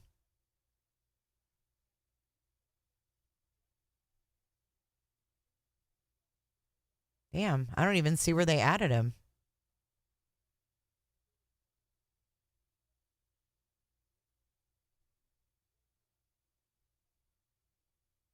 He's not listed on this. See, he's not here. It's just her. On everything now, he's listed, and this is... I don't know what date that was. 2/3?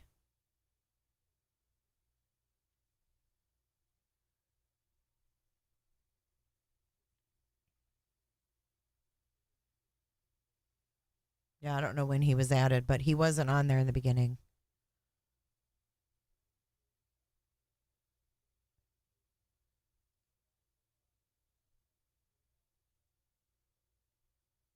See, it's still just her on this one, too. He popped up somewhere.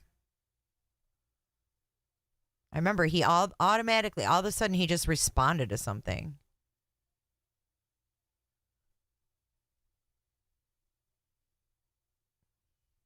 Yeah, I don't know.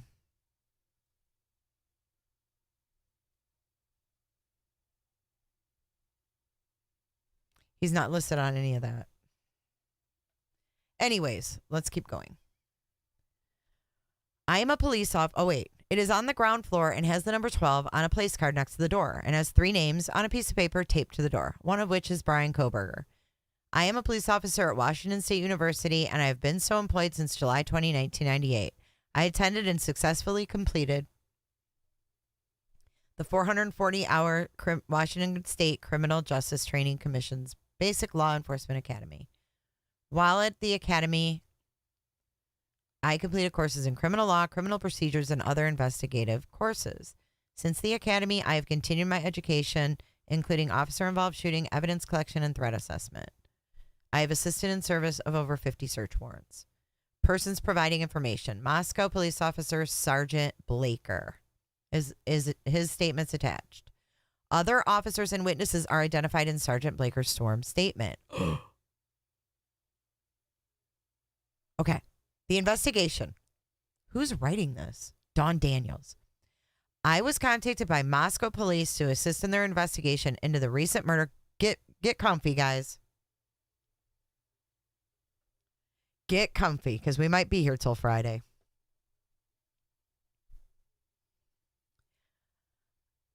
Sergeant Blaker of the Moscow Police Department has developed probable cause to believe that a resident of Whitman County, Bryan Kohberger, committed the murders and burglary. I agree with Sergeant Blaker's statement that there is probable cause to believe that Kohberger committed the murders and burglary, and that there is probable cause to believe that evidence of those crimes will be located in Kohberger's campus office and on the campus in Pullman. I'm asking to search. Okay, this is asking. She's asking to search.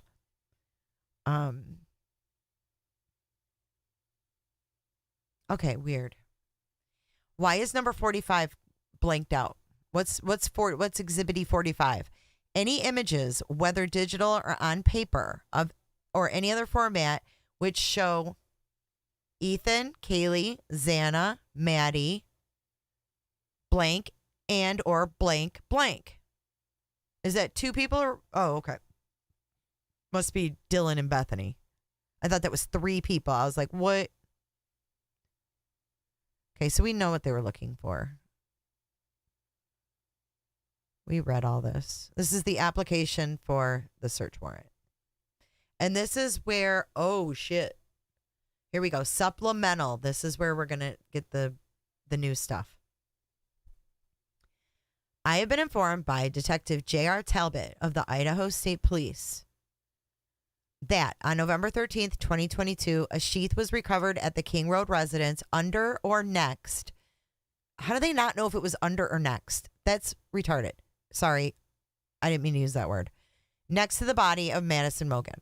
The Idaho State Crime Lab obtained a male DNA suspect profile from the sheath. On December 27, 2022, law enforcement agent officers in Pennsylvania recovered trash that originated from the Kohberger family residence. That trash was sent to the Idaho State Crime Lab for testing. On December 28, 2022, the Idaho State Lab reported that DNA was obtained from the trash. A DNA profile was obtained from the trash. It was compared to the suspect DNA profile. The lab personnel concluded that the source of the trash DNA profile was a male and was not being excluded as the biological father of the source of the suspect profile. At least 99.9998% of the male population would be expected to be excluded from the possibility of being the biological father of the source of the suspect profile. Still confuses me about Brian's dad and the DNA. And this is the Creek Town, dude. This is where they're looking for, hey, Scott Briggs. This is where they're looking for his office stuff. And we've read through that. That's not new. But let's see if there's any supplementals. This is them ordering to seal. Hey, Leo. Here is a layout.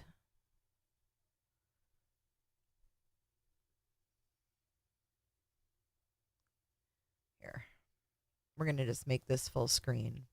This is a layout of his apartment buildings.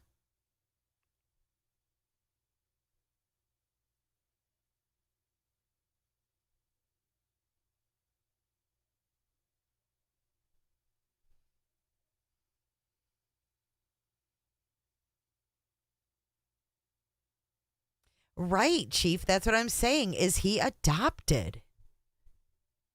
I mean, let's face it. He doesn't look like his dad at all. Those two do not look like father and son.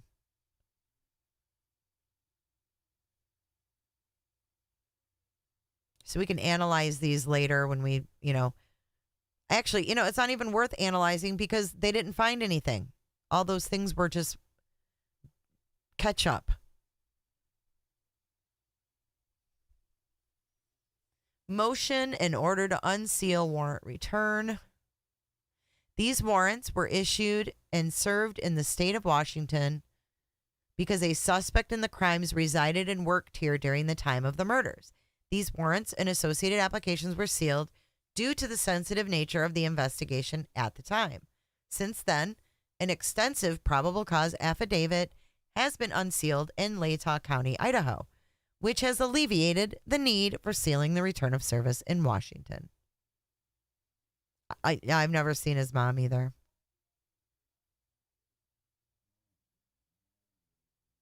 Was he? Thank you, American Princess, for checking that out. I don't remember seeing him until later on, so thank you for looking that up. Appreciate you.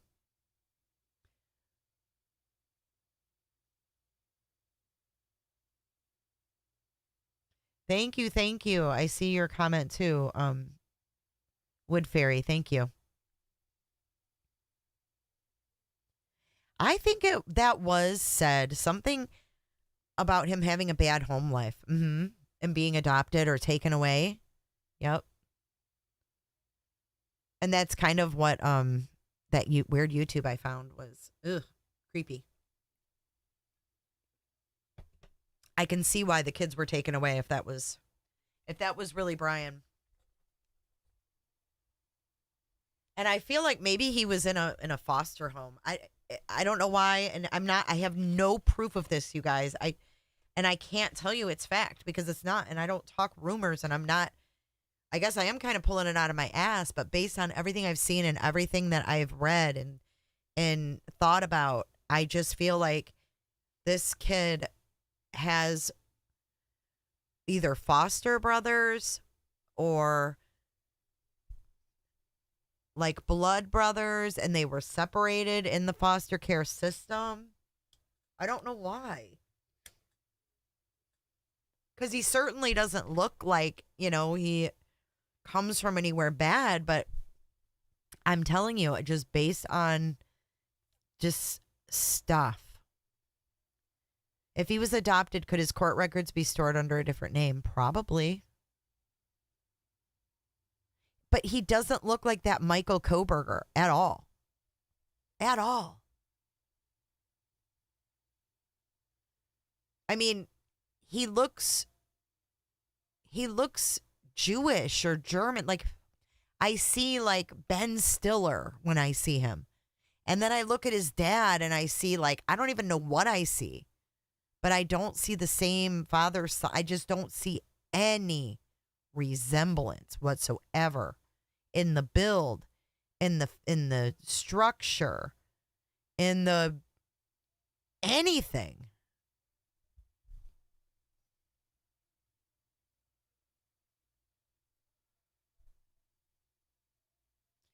Viv, remember you thought he looked like BK's dad, Jay? I did think that cop. Who looked like BK's dad? That cop?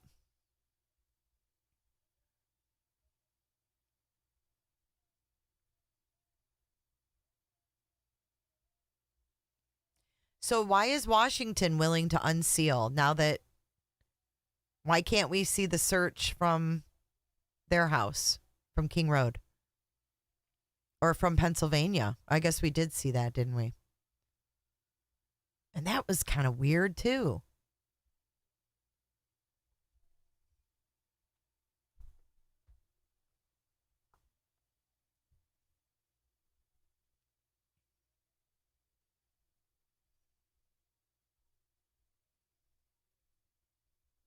Yes, Ben Stiller's evil brother. Yes, yes. Sometimes you see like Kohberger, you're like, okay, that is a German dude. And I know family doesn't always look alike, but dude, you've got two polar opposites. Like, there's just no way. I don't know. I just feel like there's more to his story.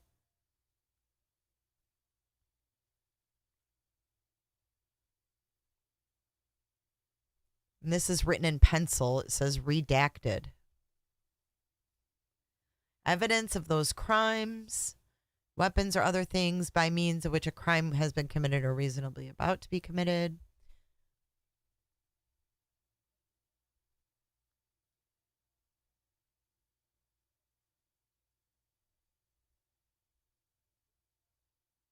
They were looking for all this stuff and found nothing. I wonder if they found anything on that computer. I mean, they took that tower from his... I mean, he leaves the key to He leaves the key to the storage unit just right there on the TV stand. Why does this remind me of Tim McVeigh?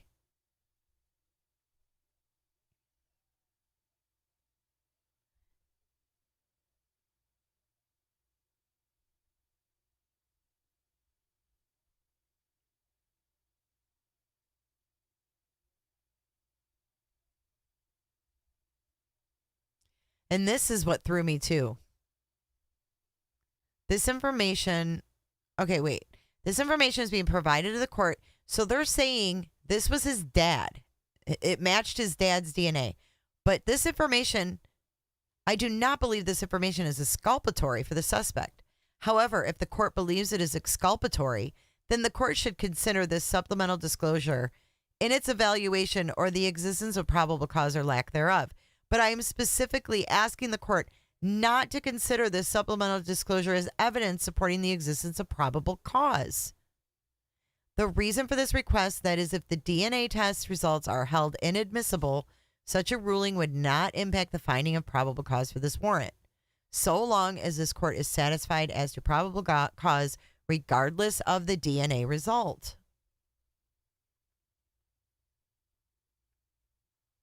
It all just fits. Like, they have this narrative and it just all fits together too much. Like Tim McVeigh driving a getaway car with no license plate on it. You're going to drive a freaking getaway car that has no plate and risk getting pulled over after you just built the biggest bomb in U.S. history and detonated it? It doesn't make sense. And if it doesn't make sense, there's usually a reason. All right, let's see if any of this other stuff is new.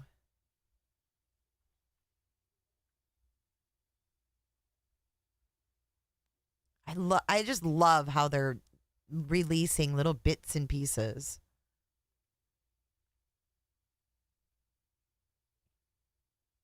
On December 27th, law enforcement agents. So he drove home on the 15th and they didn't get the. What? Wait a minute.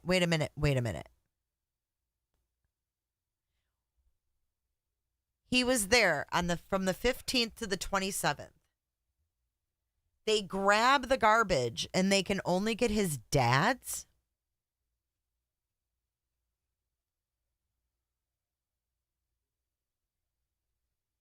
He was there for over a week and they only got his dad matching the sheath.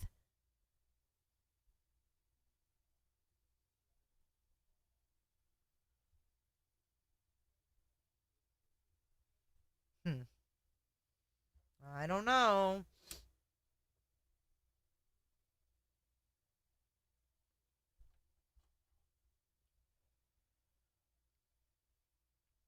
Seems weird. Not his mom's. Not his sister. Not his. But his dad's.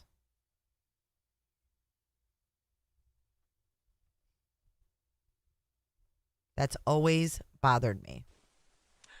Okay. His dad.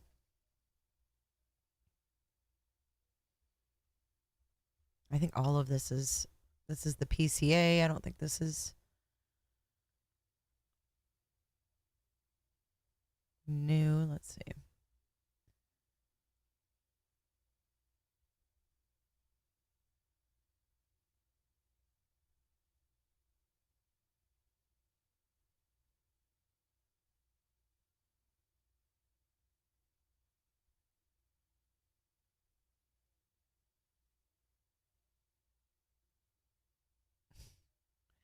So they searched for all this stuff and found nothing of it. None of it. We don't know if they found anything on his phone or his computer, but this is all repetitive stuff.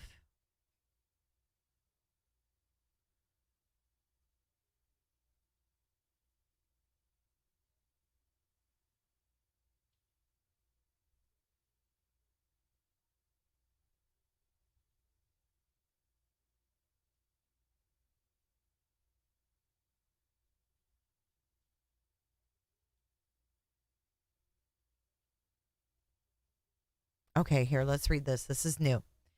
Narrative. On 12/29/22, our department was advised that Prosecutor Dennis Tracy would be writing a warrant for our department to serve regarding the Moscow PD homicide investigation.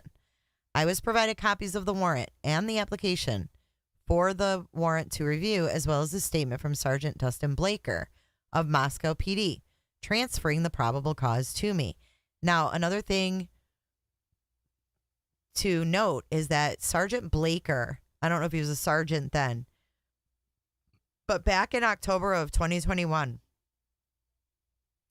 Kaylee Goncalves, Creep town, dude.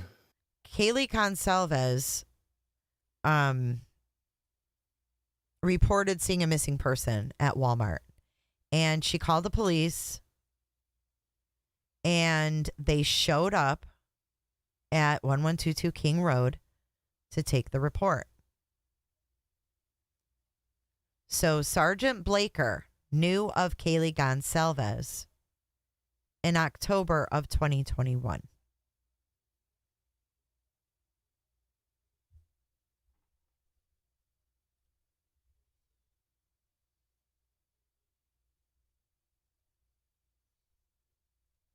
Whoops. Creep Town, dude.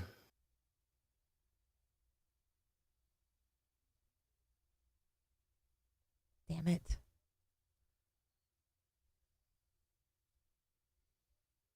And I'll show you the report for Kaylee as soon as we get done with this stuff. Okay. So Blaker had contact with Kaylee in 2021.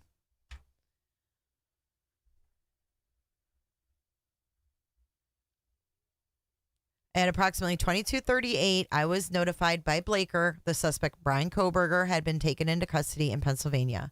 I was advised there was a team coming from Idaho to sit on the 2 locations in Pullman until we received the search warrants.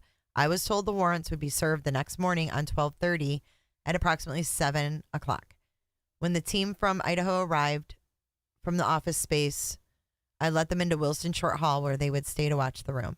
The 2 I let into the hallway near the office were Detective Snell and Detective Lehman of Idaho State Patrol. They advised a team was already set up near the apartment to watch the residents. On 12/30/22 at approximately 6:50, WSU Police Sergeant Kelly Stewart, Officers Kirshner and Dylan Tiedman Mueller, and I met in the Steptoe Apartments parking lot and waited for MPD to arrive. When they arrived, we briefed the officers on how we would make entry to the apartment and clear it. At approximately 7:14, I put us on emergency radio traffic, and we proceeded to the landing outside the apartment door. After donning foot coverings and gloves, we turned on our body cameras and knocked and announced on the door of G201. After knocking and announcing 3 times, we keyed into the residence. We held at the door and did another announcement before entering the residence. We cleared each room and exited the residence, leaving the front door ajar. During our entry, the bedroom in the northwest corner was found to be locked, and we had to key in the room. I know based on my experience that WSU housing often secures any rooms in an apartment not being leased. In this apartment, there are 2 bedrooms and only 1 subject on the lease. It is for this reason. I believe there was no one residing in the room, and it had not been accessed by the resident of the apartment. Since when do you have a 2-bedroom apartment and you don't access? Oh, it is American Princess. That's really interesting.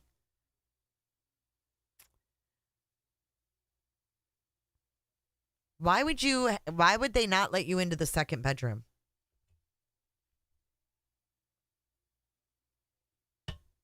I observed the room to be cleaned, vacuumed, and not occupied. I advised the crime scene techs of this after we exited the apartment.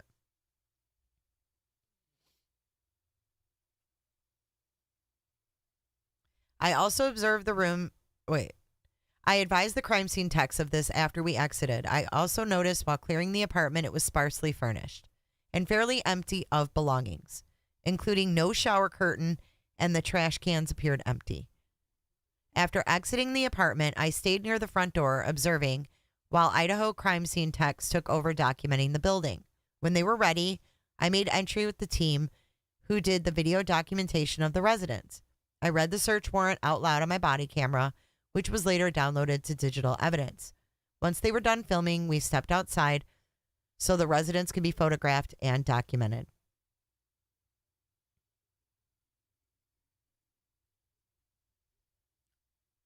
All the crime scene logs, photographs, filming, and collection was done by Idaho State crime scene technicians. I remained on scene with them during this process, observing.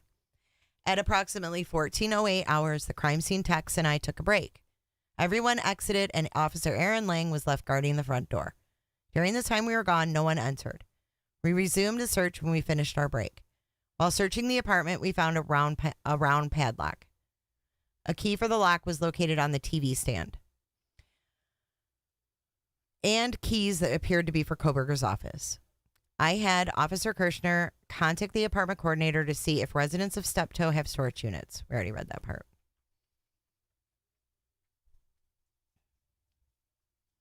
When the search of the apartment was complete, we went to the storage closet. There were cobwebs going into the storage closet, and the floor was dusty.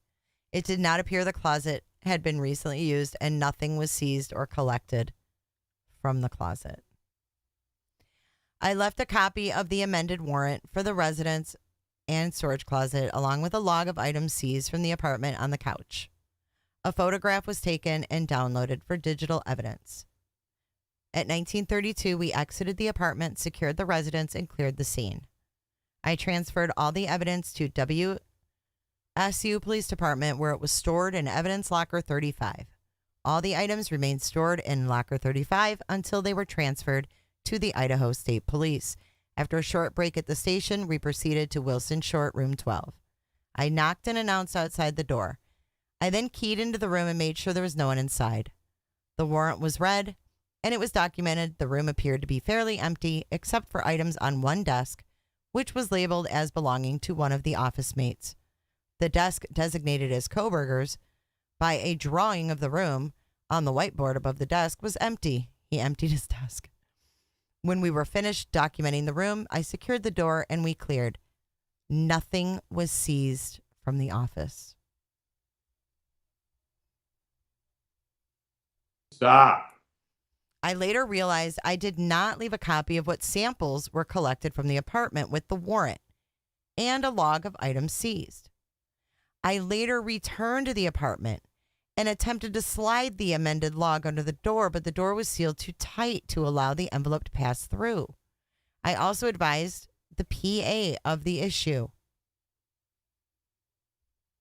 On 12/31, I prepared the return of service of search warrant for both the office and the residence. The returns were provided to PA Tracy, who will present them to Judge Libby on 1/3.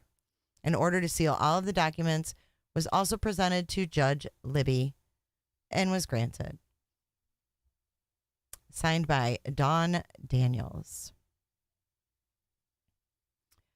Supplemental on 1/10/23 at approximately 11:20, I met with the defense attorney and 3 others from her team for Kohberger at this residence.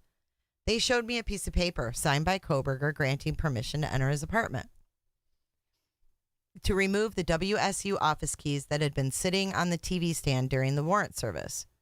At approximately 11:25, I unlocked the door and provided them entry to the apartment. They went to the TV stand and provided me the 2 keys I had recognized as belonging to WSU. The key numbers were U124 and Z261. I later confirmed these keys accessed the office, room 12, and Wilson Short Hall, and other spaces in the Criminal Justice Department of Wilson Short Hall. So, if he was in other areas of Wilson Short Hall, did they check those other areas? Yeah, maybe. Maybe he did get fired.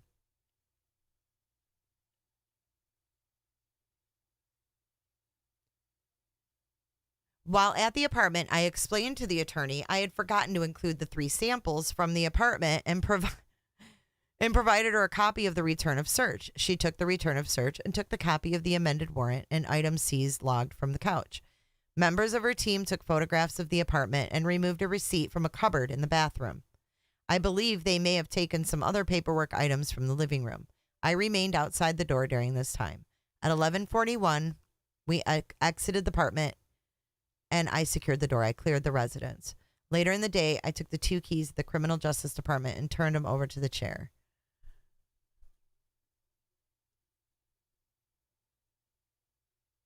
So they were in there from 11:20 to 11:41. They were in there for 21 minutes.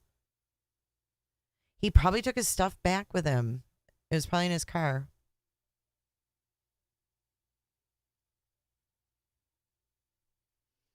On 119 at 15:15, I was asked to meet with Bryan Kohberger's defense team, which consisted of Ann Taylor.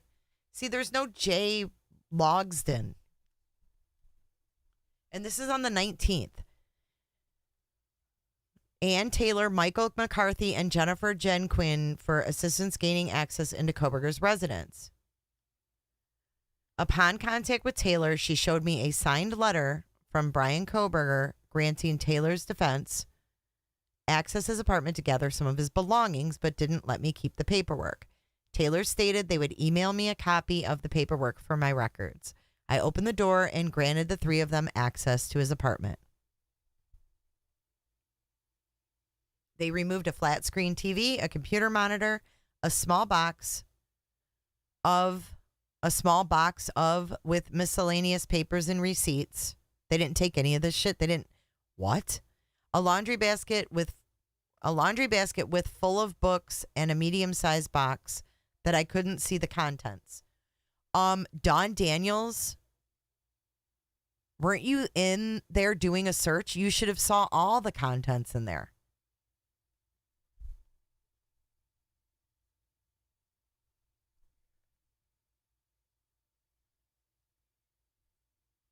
They were in there for 10 minutes and advised I could lock the door after they left.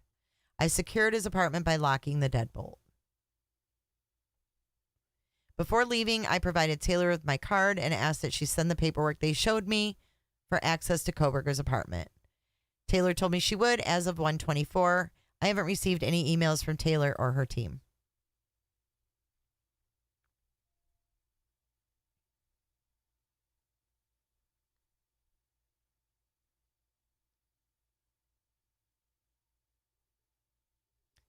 Washington State University Police Department. Case pulled to document civil paper service. Trespass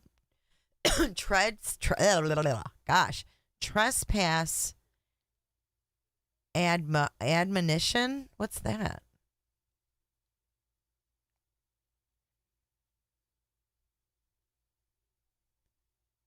Counsel or warning against fault or oversight?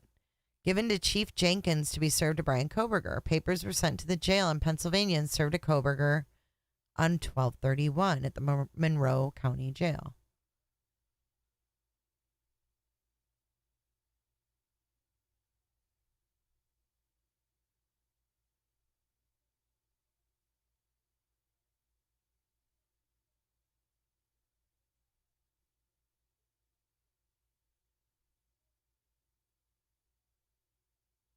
Oh, this is telling him he's not allowed back.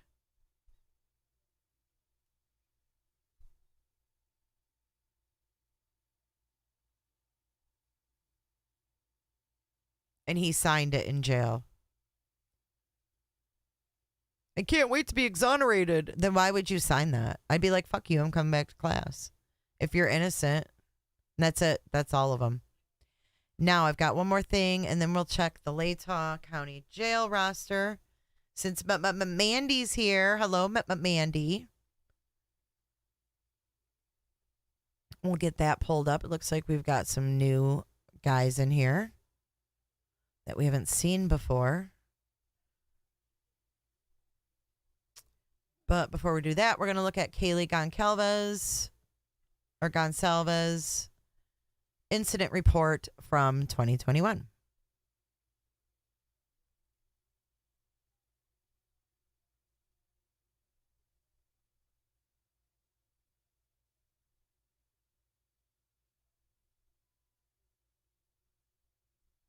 There it is.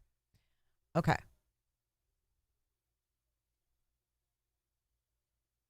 1/12 of 23 was when this was printed. But if you see the date, 10/5 of 21. And the incident was at the Pullman Walmart. Last name Goncalves, first Kaylee, middle J. Address 1122 King Road, Moscow, Idaho. So how did she just move in June of 2022 when she was living there on 10/5 of 21?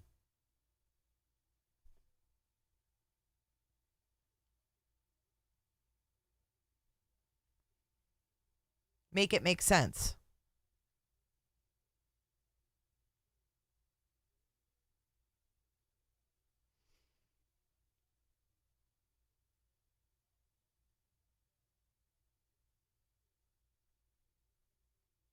Kaylee Goncalves called to report she believed she saw an older female who had been reported as missing out of Coeur d'Alene in the Walmart of Moscow. Kaylee told me the female's name is possibly Sharon Archer, 62. Kaylee told me the female was staring at her and her boyfriend when they were in the store and as they checked out. Kaylee told me she didn't see the missing person flyer until several hours later. Could Jack have been on the lease before and they lived together? Could he be the sixth person on that lease? Jack? Did he move out when they broke up or something? Kaylee forwarded me the flyer and I have electronically attached it to the report. Officers responded to Walmart to see if we could find the Toyota Highlander Archer was reported to be in. We did not find the vehicle. I had my officers check all of the hotels in town to see if she was staying at one of them. We did not find anything. I went to contact one of the managers for Walmart. I asked the manager if I could review the video surveillance camera to see if the person Kaylee reported was in fact Archer. The manager told me there was currently no one in the store who had access to the video surveillance cameras. What? I was given an email and send a request to someone who could access it on 10/6. I will review the video if and when we are able to get it. Now, do you want to see what happened to Sharon Archer?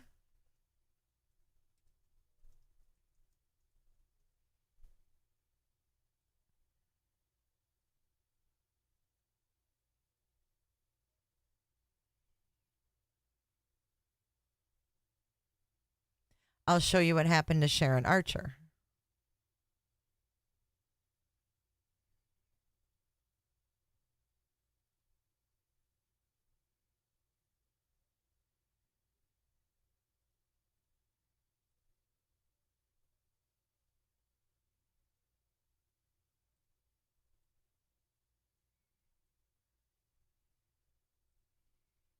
Ooh. Oh, look at that. Ooh, that's creepy AF. I do not want that. I do not want that ring. Holy.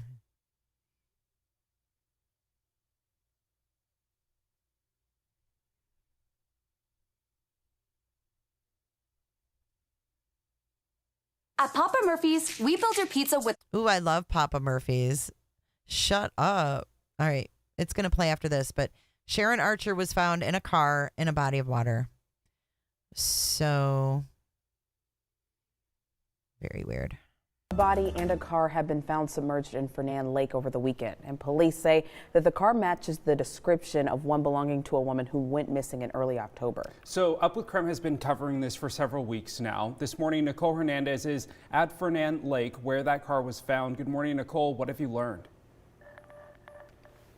Yeah, good morning, guys. Like you mentioned, I am live here at Fernand Lake, and Coeur d'Alene police tell us that they actually had somebody call in, say that they saw something white off of this boat dock here. They said they specifically only saw it when the sun was shining on it, glinting in the sunlight. So that's when police responded to that call, and they found a car with a body inside of it. So that car belonged to Sharon Archer. She has been missing for about 1 month. The person who found the car saw a post on Facebook about the search for Archer. That's when they decided to call in what they saw on Saturday. Police found the car about 150 feet from the shore.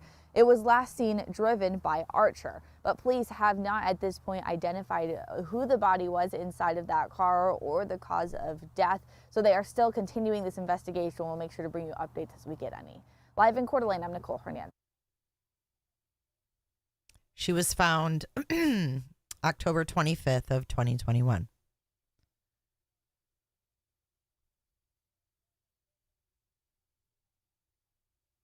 Archer is considered endangered due to a history of medical conditions and the length of time since she's been without her diabetes medicine. Her family says she was in a bad car crash about 30 years ago and suffered brain damage.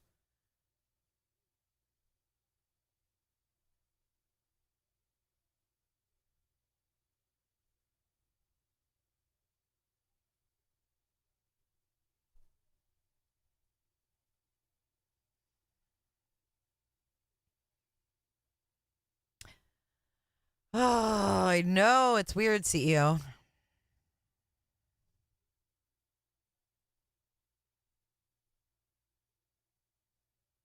Of missing Coeur d'Alene woman who hasn't been seen in more than 2 weeks now.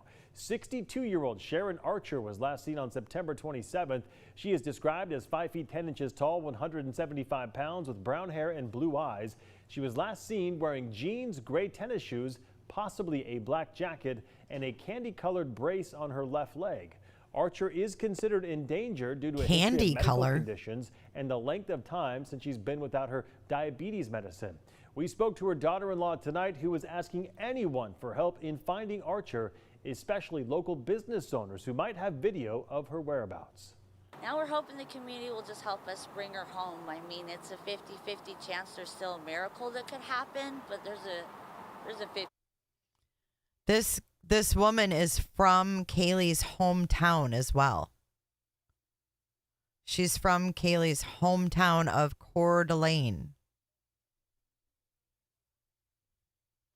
50-50 chance that it's been 2 weeks. We're really not going to get very good results. If she is still alive, she's definitely going to be in the hospital. Well, just today, Archer's family received new footage from the Coeur d'Alene Exxon on Appleway Avenue and Government Way and her car heading north. If you have any information on Archer's whereabouts, you are asked to contact the Coeur d'Alene Police Department at that number you can find. And look at the time, 12:22 a.m. Poor lady. Candy colored brace. I have no on our website, which of course is creme.com. What are they talking about? I don't know. Weird, huh? But Kaylee reported seeing her at the Walmart. So, a year before the murders. All right. This is our grand finale. I know. Candy colored. Ugh. It's weird.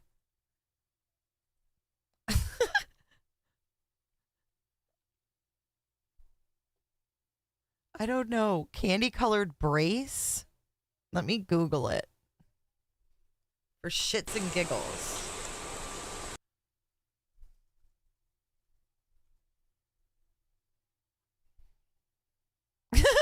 It pulled up braces. Stop. Stop.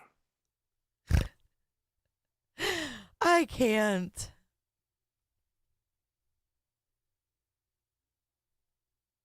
I put candy colored brace, and this is what I get. Freaking braces.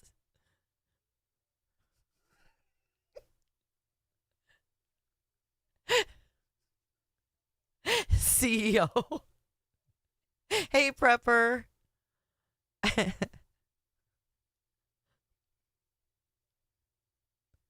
So there's.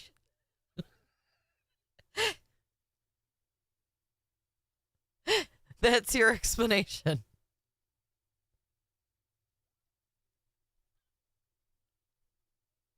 I can't even breathe.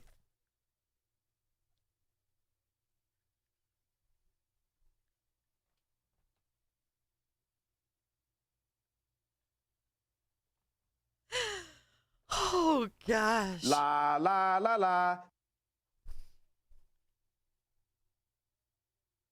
Oh, geez. I don't know what that means. Grandest knee brace Archer. Oh, man. We've been live for 2.5 hours. Oh, my gosh. See. Oh, my goodness. Colored brace. All right, on to Latah. Why did I shrink this? We gotta go to Latah. You saw it here first, guys. You saw it here first. We've got Andrew Paul Adkinson, Nathan Dimmick, Christopher Dressel, John Lee Garrett. These guys are all been there. Nicholas Ashley Haskell is still sitting there. Ashley Haskell. I wonder if Ashley Haskell DoorDashes. Steven Henderson. Oh, this dude. Jerome Ross Hustis. Jerome Ross Hustis. Oh, we got a new one. Joshua Warren Hewitt. Joshua Warren Hewitt. He's in on rape and a $50,000 bond. Get out of here. Like, what the fuck is this? And everybody's like, what the fuck is this? This is the Latah County jail arrestor. Then we got Ricky Sly High Eagle. He's been there a while. Alan Thacker. He's been there since April 2nd. Ren is still sitting there. These guys have no charges next to them. Does that mean they're snitches? Like, what's going on? Brian Laverne Shepard. Shelley Lynn Shaw. Samuel Francis Plumer. He's newer. Bronwyn Elise Miles. This is all drugs. This one's new. Callie Ray Massey. Callie Ray Massey had a warrant, no bond. William Lynn, no bond. There's Bryan Kohberger and Joshua Harrison Jabeth.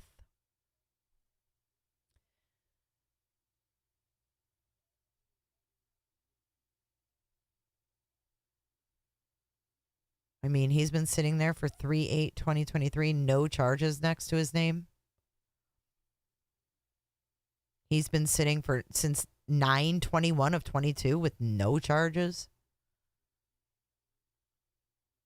I don't understand it. Oh, this guy, Steven Henderson, grand theft. See this guy too, no charges. He's been sitting since 10/31 of 2022. John Garrett.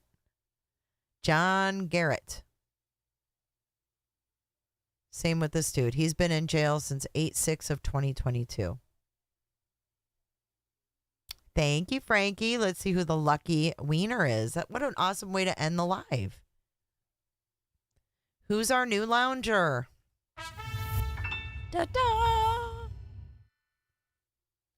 Jolene. Welcome to the lounge. That was terrible. Sorry about that.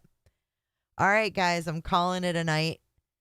Thank you guys for watching, and that was a lot of new info. Thanks so much, Robin, Potato, Shell, Leo, Streamlabs, and all you loungers.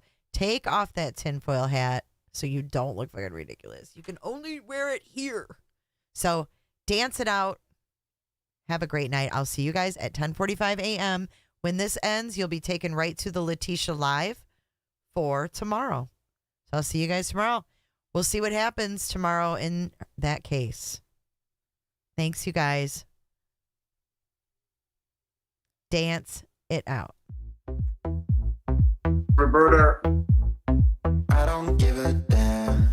I don't really care about you and your problems. All for you, Quartz. All for you, Quartzy. I'm sending them all your way, babe. Bye, guys. Have a good night. I don't give a damn. I don't give a damn.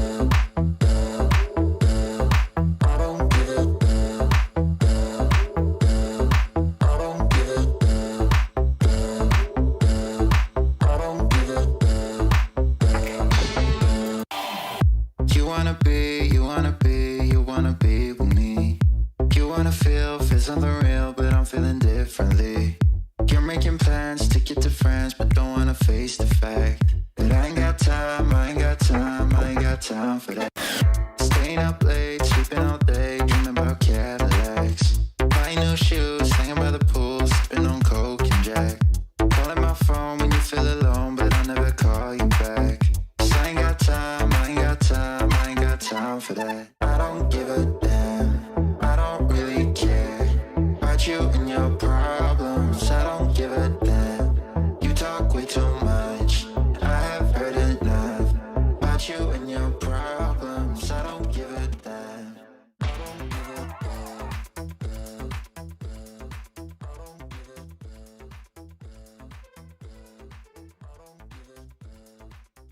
guys want one Jennifer or two Jennifers? Bye, Jennifer. Comfort. You say that I'm away so much, and now you don't feel the way you felt.